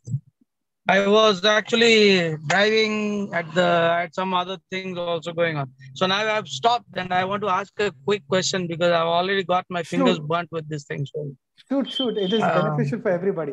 Mohit, this is going to be a tough one. I'm just letting you know. Go ahead. All right. So see, when you are investing in the PMS, you always get, please pardon my language. Please do not be feeling offended. I just want to be very clear. Because what I want to understand is we get to hear all this talks about high returns and the performance. So we only see the green things, we don't see the red things. So I got invested for 5 years, not 1 or 2 years, but for 5 years with Motilal, and that too with IOP and with Enterdope, right? And I have never seen one time the thing going on green, except for the last year when there was a high increase in the Sensex, the markets changed and there was a not even close to about 8% it increase. So from investment point of view, it was an 8% increase. Year on year, there has been a deduction in terms of your fixed charges of 2%, which was there, which is still continuing. Now the hurdle rate and all has never come into picture for me because we have never gone into the green that instance. That's the first case. So my thing is when it comes to asking for performance, I get so many reasons from the so-called analysts and everything saying that there are so many reasons. So once it is demonetization, sometimes there is some other reason. So, I mean, I don't see a sense of assurance when it comes to, but I mean, if I put my hard-earned money into mutual funds, it has given me a consistent return, whatever said and done. Year on year, it has given me a very, very solid return, irrespective of the market conditions, irrespective. Does your PMS give me that kind of an assurance that, okay, if it goes down, at least let's say it goes down to a below of a -2 or 3%, it does go back because your PMS is hardly about a year old. And I mean, the IRSS which you are telling about is still new comparative. I mean, as an investor, how do I gain the confidence to put in this portfolio? So I'm not going to look at the numbers which you have said because every PMS gives me only these numbers. You go to Parik, or you go to Geojit, you go everybody just gives me these great numbers, but they don't give me any numbers when it comes to non-performing. And I have invested for 5 years. This is my 6th year running. And I'm actually in a situation where Sharath and me are discussing about getting out of this. So, I mean, help me out. Anup, let me consolidate the question that you had. Anup, 2 questions. Number 1, numbers at the start before me cutting the check is nice and rosy. I get to see that my money is going to triple in like shorter period of time. But when I put my money, the answer is very different and fees are fixed. I got to pay for it. But at the end of the day, I see nothing in my hand. So a combination of 2 questions is, and then Kavita is also saying, yeah, this is exactly the case that she's faced as well. Yeah, it's like always there is some nice reason that happens. There's some event happens in future that is given as a reason as, oh, it's not performed now. Previously it performed and all. I agree with Anup on this. Go ahead, Mohit. Do you want to take that? No worries. I have an answer, but I would want. No. I have a thick skin. Don't worry about me. I will handle all the difficult questions that you guys will throw. No worries. So see, there is this question. Actually, I want to spend maybe a couple of minutes or more at least to explain you. This is not a standard. There is no standard answer as such. There can be funds who are outperforming. There can be funds who are underperforming. There can be funds who are moving with markets. All right, all categories exist. Currently, we have outperformed the markets by a huge shot. To be upfront, it's not necessarily true that we will replicate the same in 2023. All right, but we will try to. What is in our hands, I can certainly commit. That is a lot of hard work, dedication, a lot of dynamism in this space. This space is not that easy to get into. Let me give you a very solid assurance. It's very, very difficult space to find good companies and to hold them. We make a lot of effort, and we have a very good team. We have a very good reach and network in India to connect with people. All right. So at a fund level, it is possible for us to give you outstanding returns. However, market is cyclical, so are SMEs. All right. The person who invested with us maybe 3 years back with Dream Strategy had started off when the markets were at 7,600 Nifty levels. The person who invested us 1 year back, all right, in our first strategy, I'm talking particularly because that is in more synchronized with the markets. All right. This strategy is differently. It's an off, if you say. So the person who invested at 18,800 hasn't got returns in the last 1.5 years. The same strategy is there, but the returns are different. One person doubled the money, one person made 0% money in the last 1 year. It depends on what cycle you are entering the markets into. To answer your question, something or the other will keep happening. You will never be able to time the market. If you are able to time the market and if you are able to buy the stock at the right time, I think there is no other better combination. Do it, make a lot of money. But usually that is not the case. You have to stay invested for a longer period of time, at least 3 to 5 years, 7 years down the line, and you have to judge the fund at least after 3 to 4 years. Sharath mentioned 5 years. मैं भी 5 ही बोलना चाहता हूँ, but मैं at least 3 बोल रहा हूँ बार बार, क्योंकि आप जब फरवरी या जनवरी में किसी ने मार्केट में डाला, उसके बाद रशिया यूक्रेन हो गया, तो उसको तो 1 साल 2 साल में बहुत ही खराब मार्केट दिखा होगा। और अगर आपका फंड 5 साल से खराब कर रहा है तो आपको निकल जाना चाहिए उससे, ऑनेस्टली, राइट। 5 साल में तो खराब नहीं करना चाहिए। 1 साल 2 साल कर सकता है, 5 साल नहीं। अगर if you are invested in a fund which is giving you below benchmark returns for 5 years, you should simply exit it, be it my fund, be it any fund. Now, will you make money, or am I showing you rosy picture? To answer to that question, these returns are reported in SEBI. You can verify it at your end on PMS Bazaar or on SEBI's website only. We will never solicit business by showing you large returns. Rather, if you noticed, I mentioned risk, I mentioned drawdowns, I mentioned liquidity risk. कितनी बार बोला होगा? I think more than 10-15 times I mentioned it to show you what this strategy really is. And again, I would mention this is not for everybody. It is only for people who have that higher risk appetite to handle huge volatilities in market and still sit relaxed. All right. Secondly, this strategy. Sorry to interrupt you. No. Anup, let him please complete. Anup, let him please complete. I will gather those thoughts and I'll give them to you. Please. Thank you. Don't worry. I'll take all your questions very patiently. At the same time, this strategy cannot be compared with normal market strategies because these stocks are very different in nature. Their risk profiles, their return profiles, their scale, their businesses are at a very nascent stage or growth stage. ये चलते भी तेज हैं, गिरते भी तेज हैं, ये होते भी लॉट्स में ट्रेड है। अगर उस दिन नहीं है बायर, आप नहीं बेच पाओगे। उस दिन नहीं है सेलर, आप नहीं खरीद पाओगे। This is not a Reliance or Axis or HDFCs where you will get any number of buyers, you will get liquidity 24/7 whenever you want to buy or sell, even in lower even if the market is giving you 2% 3% negative returns, you will still be able to exit Axis or Reliance, right? These are not that stocks. Iska risk profile and returns are different, but what I can assure you, we will try our best, we will give our best, and we are very confident that over 3 to 5 year horizon, we will give you really good returns. At the same time, again, if you're not willing to take this kind of risk, just stay away from this strategy. I will never hard sell or solicit business by promising you anything abnormal. Sharath, over to you. No, that's good. I will take that. So Kavita has got a follow-on question. So selling will be difficult. I think I can take that easily. Let me see the other ones that are coming, which I would want you to answer, because obviously this is something that I would, this is from your side of things. So at this stage, so this is coming from Girish Kulkarni. At this stage, these companies may not be following proper processes, compliance, ethics, as there's no watchdog, and probably because of that, growth is high. But this may prove wrong at certain stage. how do you check on before investing? Now, Mohit, I need you to understand Girish's profile is someone who's been an FD investor throughout his life, except for here and there trying. And so is the case going to be with bulk of my investor profile, because whoever is going to be looking at this looking at this allocation are people who managed to save good amounts of allocation after 3, 5, sometimes 6 years of continuous contributions on monthly basis. And now, because we are looking at giving them a different flavor and a diversification to what is there, that's why this question is coming. So the mention of no compliance process or ethics, would you want to comment on that for me, please?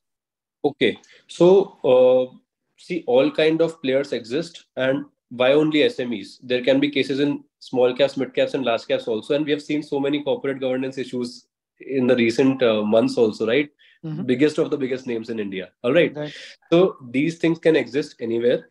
As a fund house, we try to be as prompt, as careful as possible, but there is no guarantee, because even after so many going through their annual reports, asking them questions, nobody will say ki dekh Mohit, asli mein main chor hu, but ye mera presentation acha hai. It is up to us that we are able to judge them well. And what we do is we track them, and we track them quite, like after every 6 months, whenever these guys. So another thing, the normal companies declare results after every 3 months, large, mid, and small. These companies declare results after 6 months. All right. So after they release their results, we are after their lives, and we ask them questions, and we try to be as challenging as you guys are with me right now. We ask them challenging questions, and we try to solidify our conviction in those companies. It is no guarantee that they will be giving us the 100% complete picture, but as a fund house, it is our responsibility and maturity to understand and to difference, between wheat and chaff, as they say. All right, so we will do the hard work. We take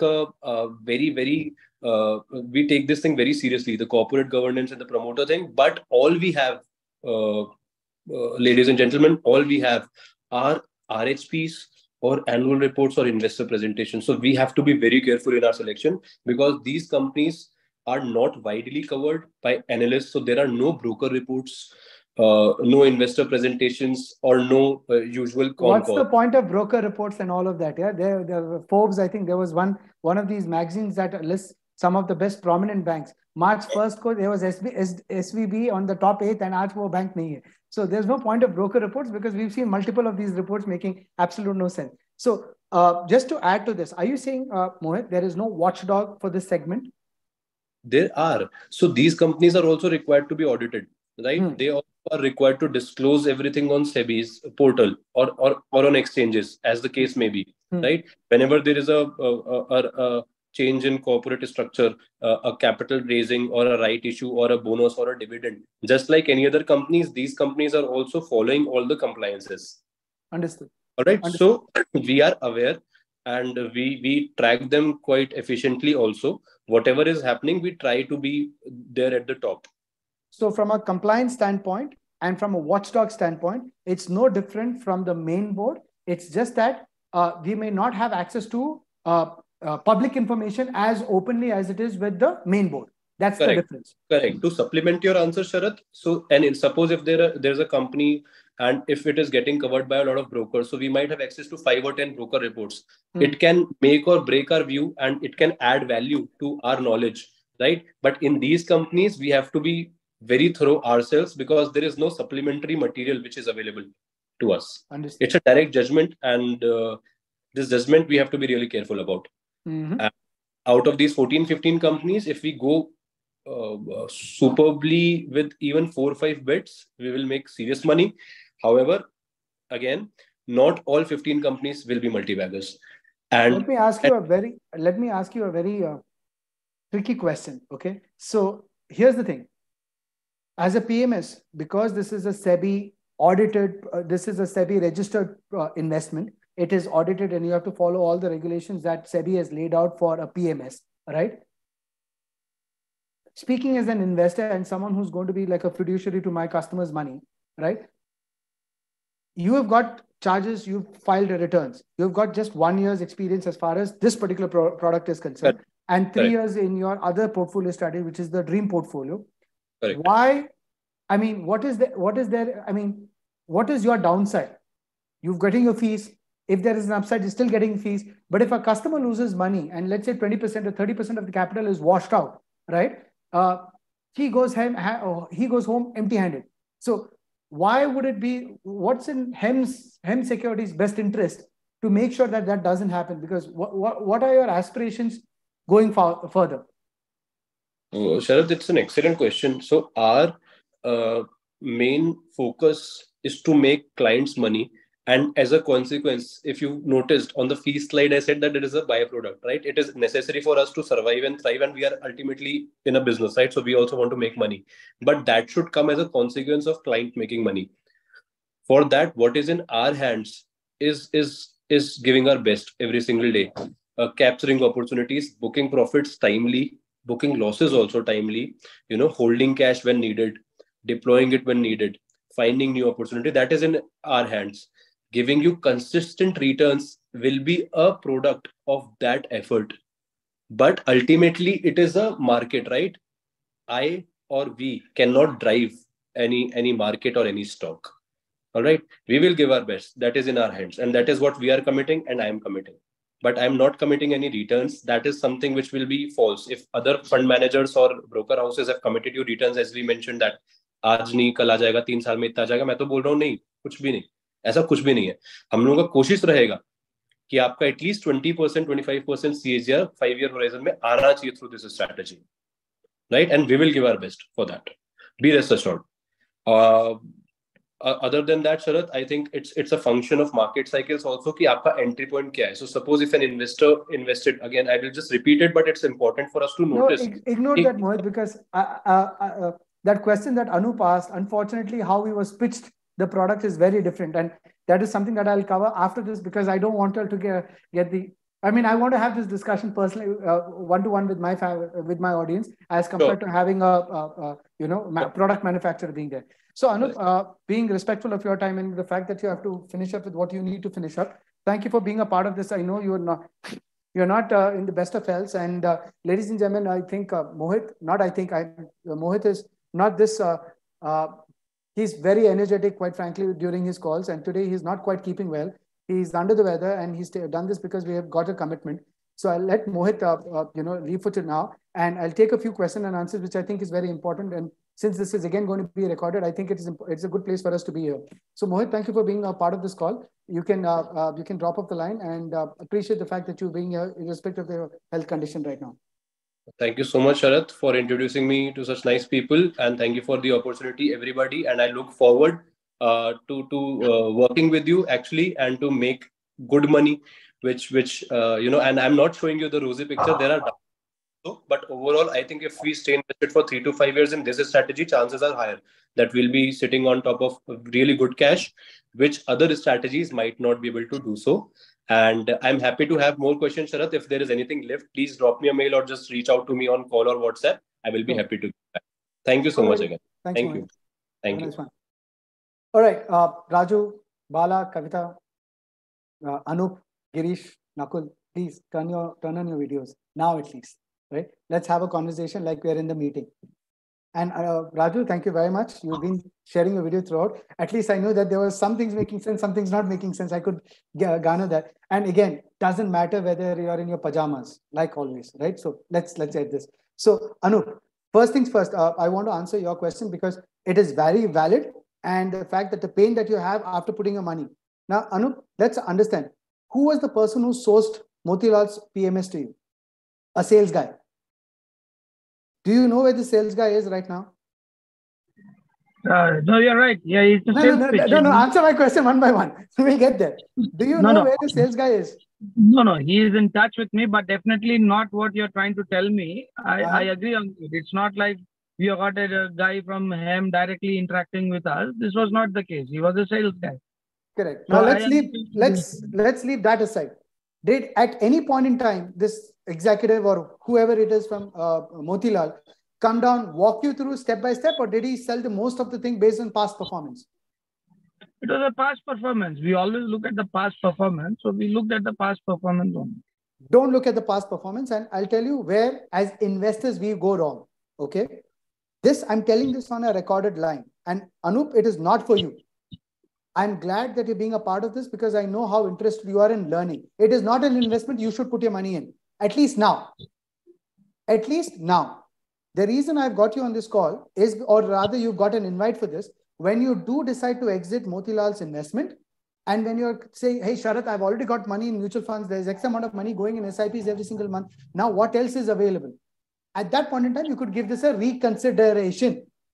It is not for you to put your money in right now. Number one, for all my families, all of them, there's a minimum portfolio risk mitigation that I put, which is what? If the minimum amount is X, you never put this money, you never put this minimum unless you have 3X at bare minimum elsewhere. Which means for anyone who's got to put 50 lakh rupees, they should have minimum a portfolio of minimum of 1.5 elsewhere. So keeping that in mind, this is the first way of how you got to get in. We don't get in just because of the fact now we have a minimum amount required. Let's try this based on past performance. First. Secondly, there is this platform like what Mohit was saying, PMS Bazaar. Please go online and check for the next 6 months. Don't put in the money now. Go in month on month and check how the performance is being doing. See, evaluating a PMS on a 6 months, on a 3-month horizon is a very, very naive approach to do. Because each PMS, okay, a good 90% of them are pretty much on the same strategy. They'll buy and sell stocks like what a mutual fund does. But then there are these very few segments that go about doing things very, very uniquely. Okay. The sad thing with this portfolio is going to be that it's going to be very, very volatile. And like what Kavita mentioned during one of our Q&As, is the fact that it's going to be illiquid. So do not, and I repeat, do not enter this segment if you're coming in here for less than 5-year horizon. Anup, you're giving me shivers now that you're driving. I'm going to have you taken off. Either you stop your car. No, I do not want for the matter of deciding something and then something else happens. No. I'm at my home. I will answer questions now once your car stops. So that is that. Kavita, you mentioned about. I think I have answered pretty much all the questions that you have had. And Nakul, you also had the question that can we have a smaller ticket size? Unfortunately, not, Nakul. This is a SEBI registered product. It's audited. I mean, it follows all the regulations that SEBI puts in. And because it's a PMS, the minimum ticket size is 50 lakh rupees. Now, Nakul, in your case, without disclosing any more numbers, why are we getting over here, Nakul?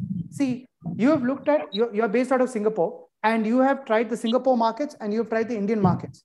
Over the last 3 years, you've seen the kind of difference both of these markets offer from a developed standpoint and from a developing standpoint. Because India is a developing market, Singapore is a developed market, and bulk of the money not necessarily goes only in Singapore markets, but it goes mostly to the US markets.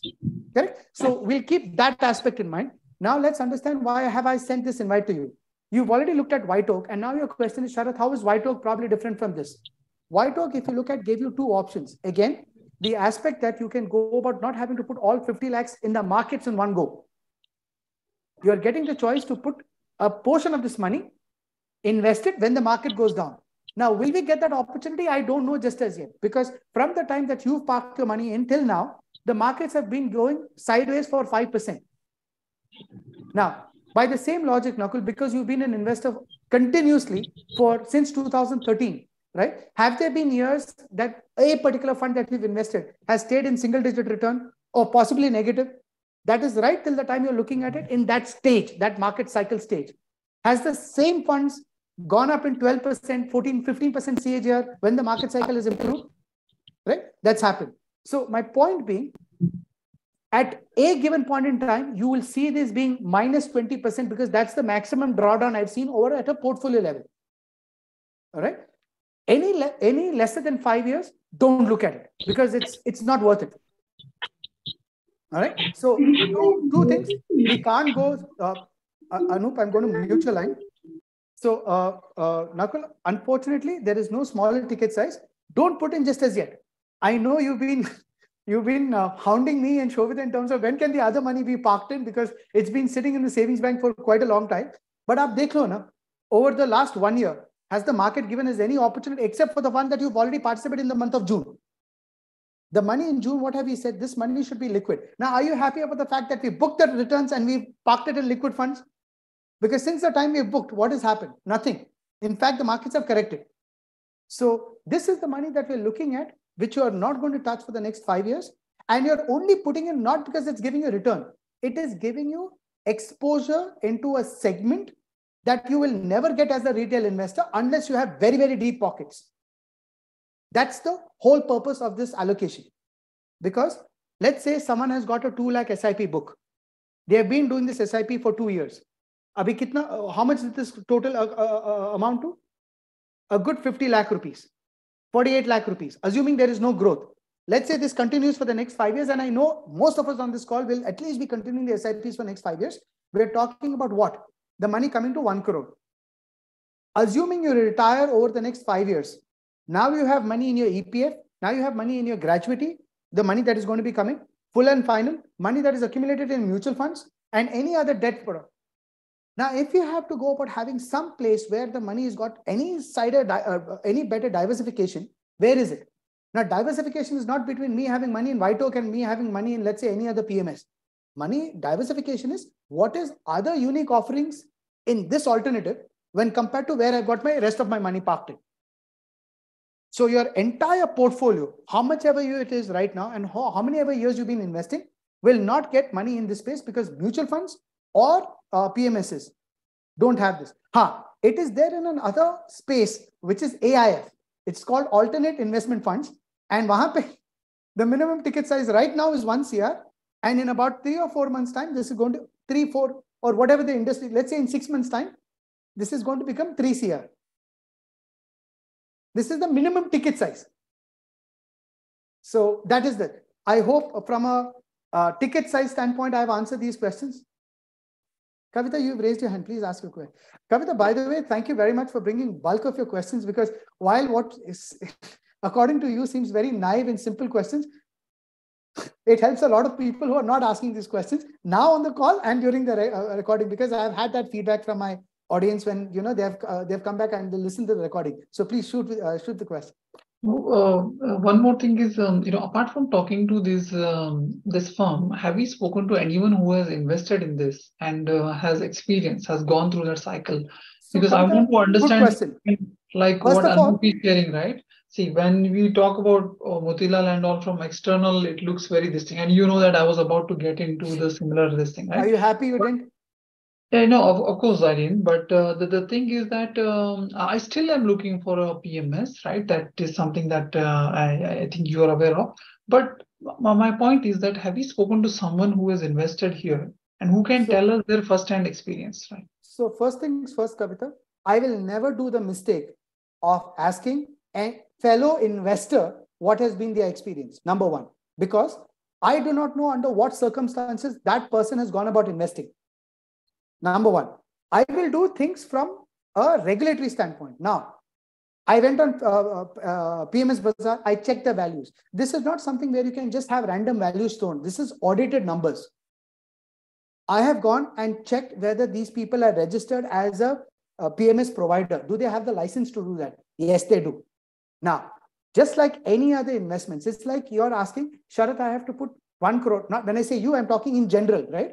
I have 5 crores to invest. Have you had the time to invest, look at, or did you do a due diligence of asking another investor and what has been the experience in the same fund, in a mutual fund? We don't ask this question for a mutual fund. Why? Because of the kind of ecosystem that is built right now. Asking a fellow investor what has been the experience will be absolutely bad because I can just pull up a statement. The reason why I asked Mohit to share a statement, now, if need be, I will give you 5 separate statements. Remember, Kavita, I showed you Edelweiss PMS when we were talking about White Oak. Do you recollect that?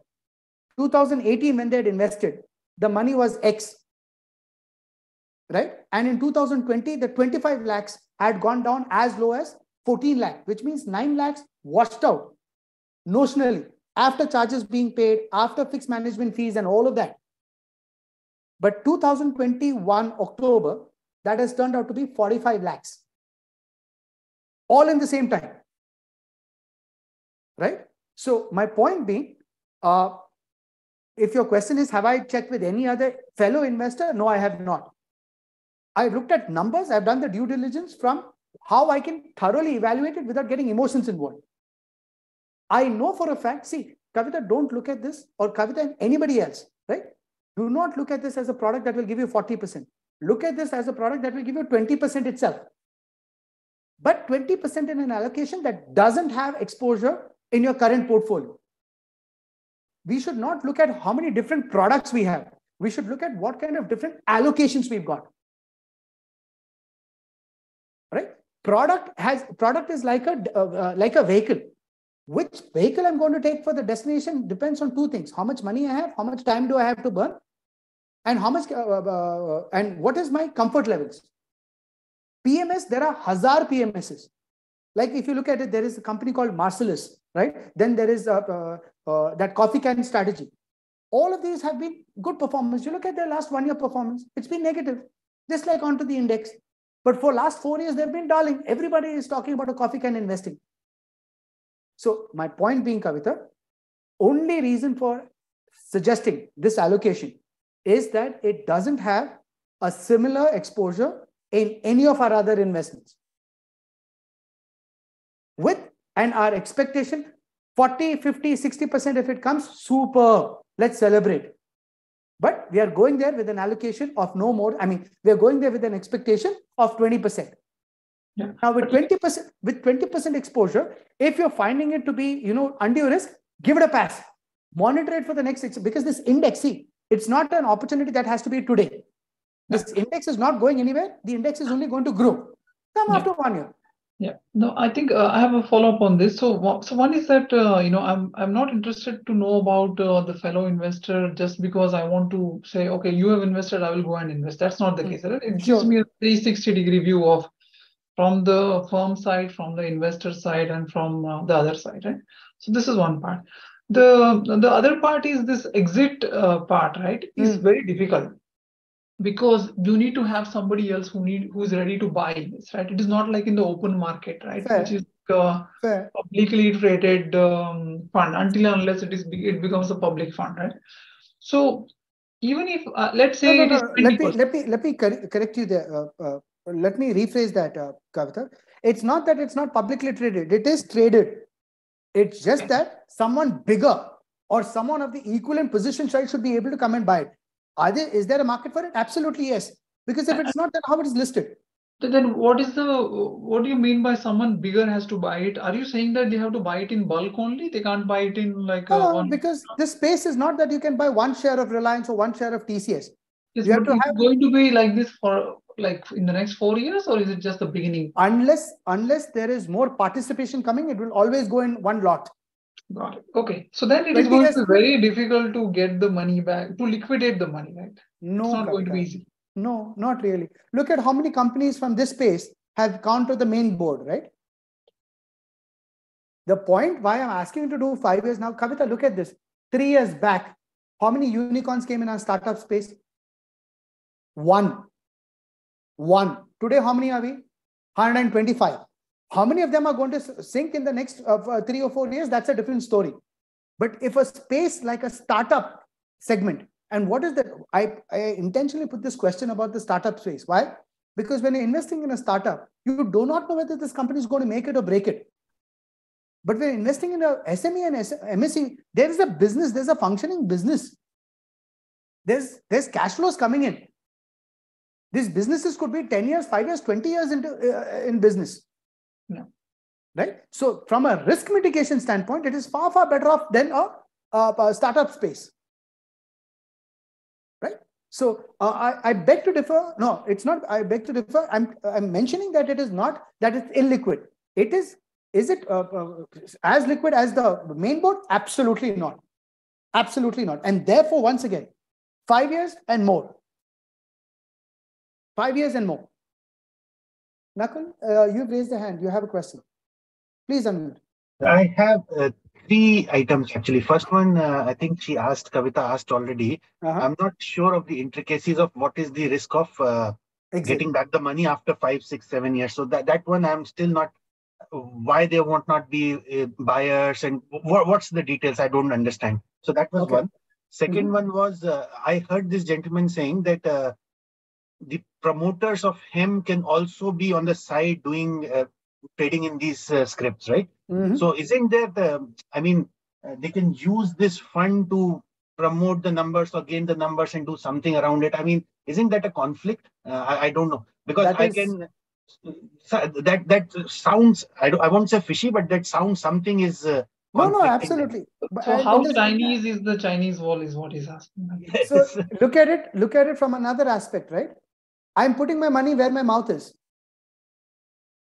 Yes, but then you can use my money to influence the value, because it's a SME micro, right? And then you can exit, and then my money will suffer, right?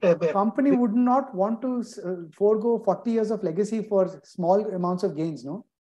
It's not the company, it's the fund manager, yeah? So it's the fund manager. That's what so that's where the third one comes in. This fund manager, I understand he's the fund manager for IRSs, right? No, he's the fund manager, not just for the PMSs, but he's the fund manager for, or rather he takes care of the entire broking vertical. Okay. He's pretty high up there in the corporate structure for HEMS Securities. Okay. So there is the broking vertical. Na? See, Nakul, one of the most loveliest businesses to be in is to be a broker. Yeah. Right? They have been doing this for 40 years. Now the algorithmic investing or the other portfolios come in because this is what they do because of the kind of data that they have. See, bulk of the companies today, if they know how to use technology, one of the fastest things, you will see how many AI-driven companies are giving a platform-based subscription, say, give us 10,000, 15,000, and I will tell you how to buy stocks. Buying is the easiest thing. Keeping your portfolio under a risk mitigation framework is a very, very different story. That doesn't come from these recommendations. All that part of broking business, I understand. Fund management, that's general, I understand. But maybe where I'm coming from is, I have never heard of him before, never ever, right? Neither did I. Big names we have heard, but I have never heard of him. Yes, they are saying 40 years and 3-4 decades, all that understood. I'm not sure, is it...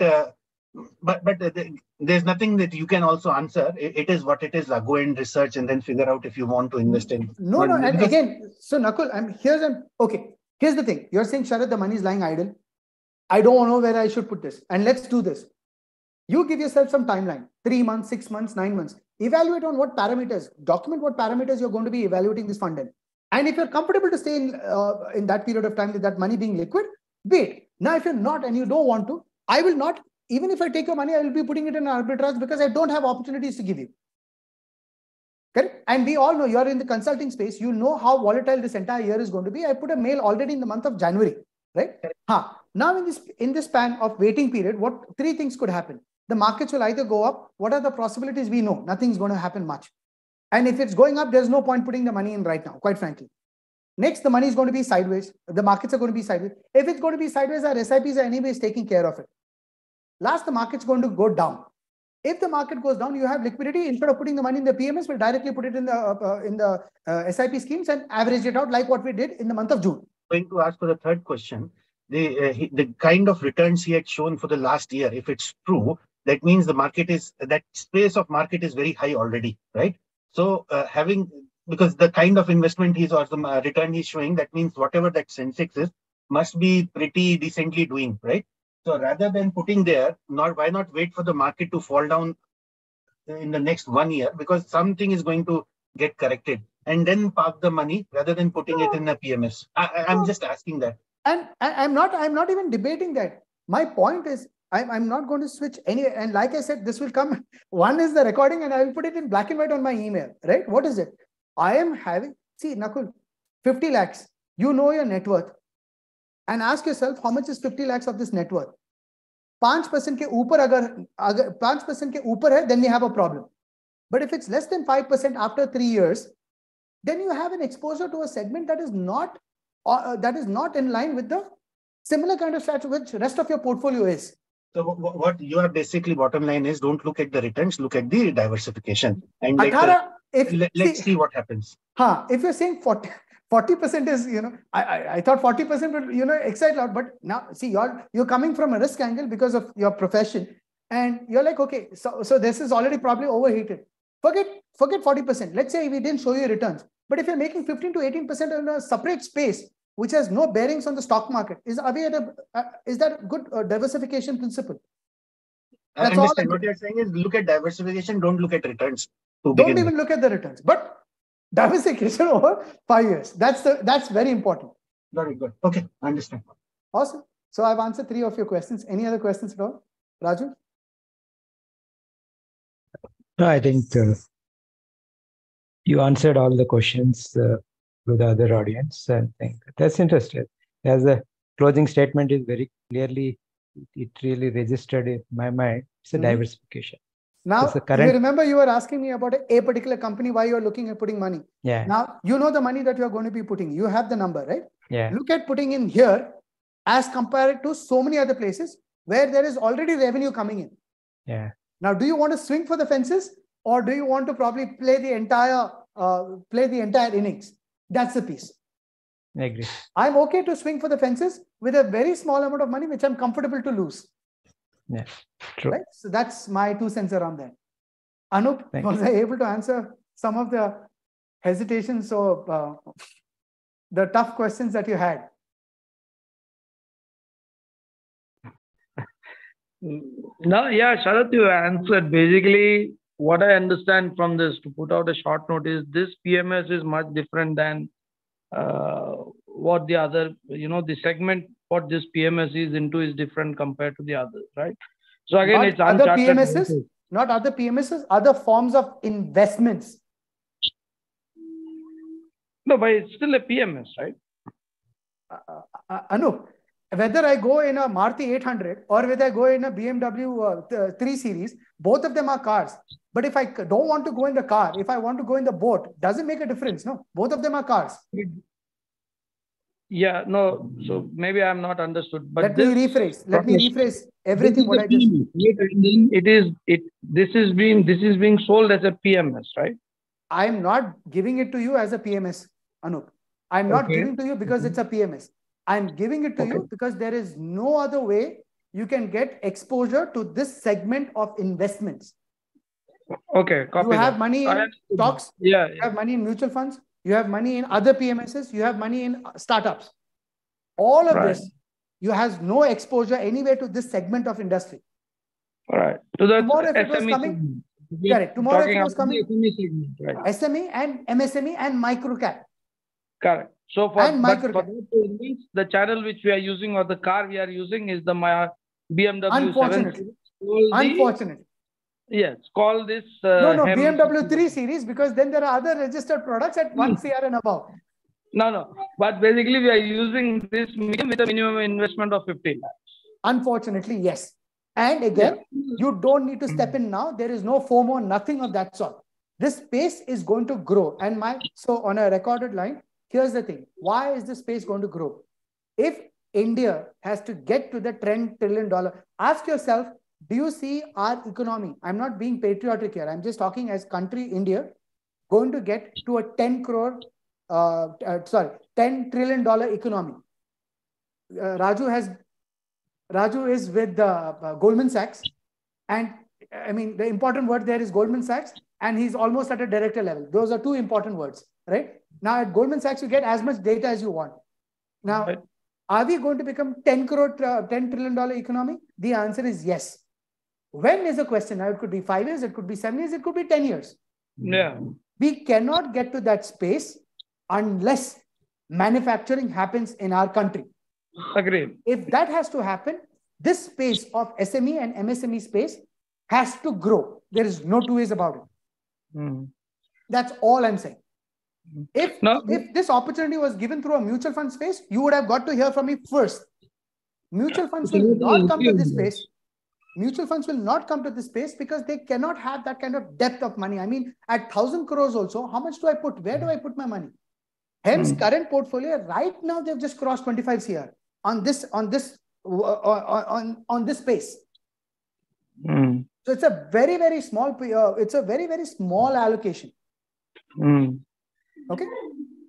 No, I got it. All I'm saying is, see, if I look at let's talk about this Motilal or Parag Parikh or anybody, they are dealing with companies after looking at a lot of other data which they have got in place, the P&E, this, that, all those things.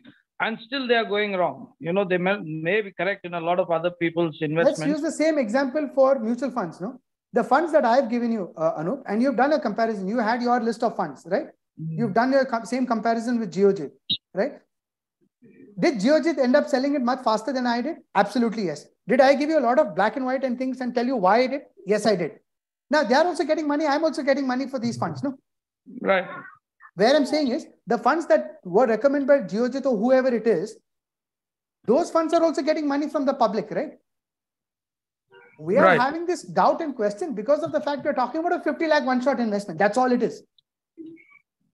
There are 44 AMCs, 44 AMCs. Each AMC has a large cap, mid cap, large and mid cap, small cap, multi cap, flexi cap, and so on and so forth. At any given point of time, there are people in the top quartile and bottom quartile.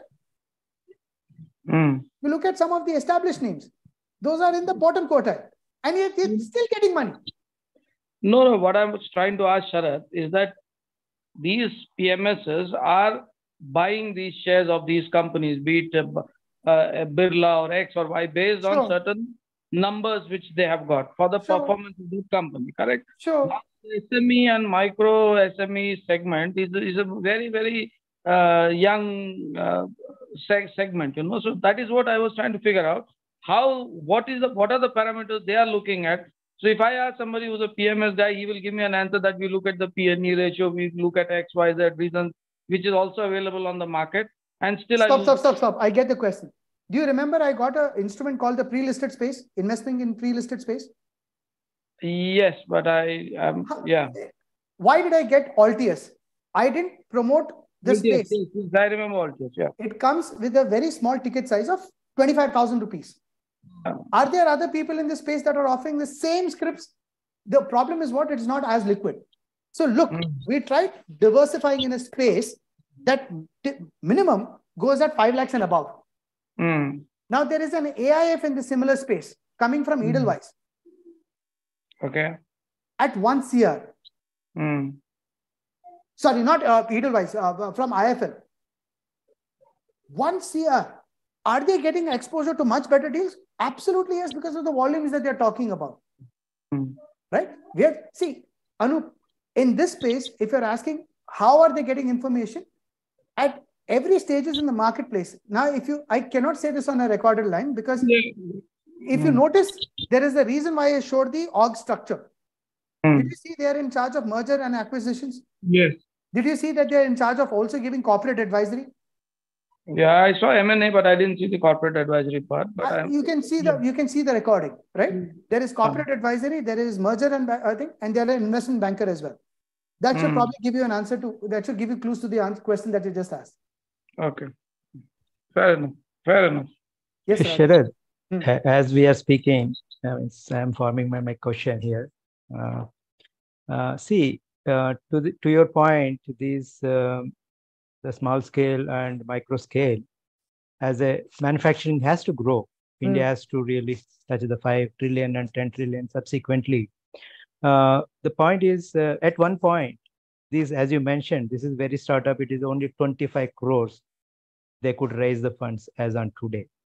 If it has to go to 5 trillion, 10 trillion, many funds will come in a huge numbers. There is no doubt. Yeah. Otherwise, India will not reach 5 or 10.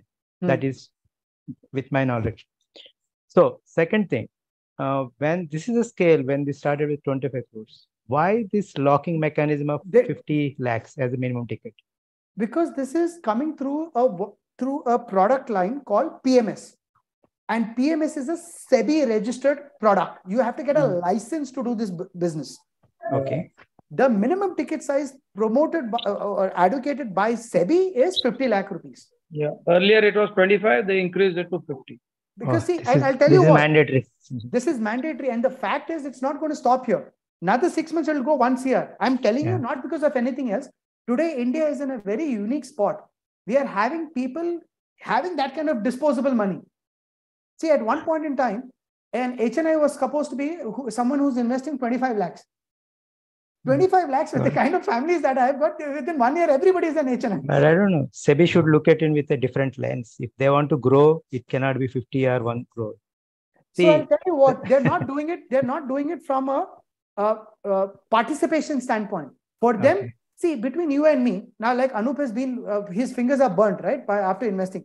5 years, imagine the angst he's got. Has he made money in other instrument? Absolutely, yes. But what is burning him is the money that he put here, because he was expecting much more, right? So in order to avoid all this asset, now how many advisors do you think? How many people's advisors go about explaining things like this? Correct? Yeah. Very few. Now SEBI can't have a watchdog for every family and saying whether did you understand this. So instead of this, keep the retail investors away. The retail investors are kept away by this minimum ticket size. That's all it is. Oh, yeah. Did that help, Raj? Yes. Thank you. Nakul, you are still a part of the call. Others generally you go out as soon as the call is over. So you still, I'm assuming you still have a few questions. And no, I'm just listening in. I'm okay. Good to know. Good to know. So that's, I think, everything, because I have answered pretty much every question that is there. Yeah. If there is anything else that you'll have, I'll be more than happy to answer. Kavita? Yeah, I think nothing else, then I'll also leave. Alrighty then. Thank you very much for being a participant. Thank you. Have a nice one. Good day then. Thank you all. Thanks, Sharad.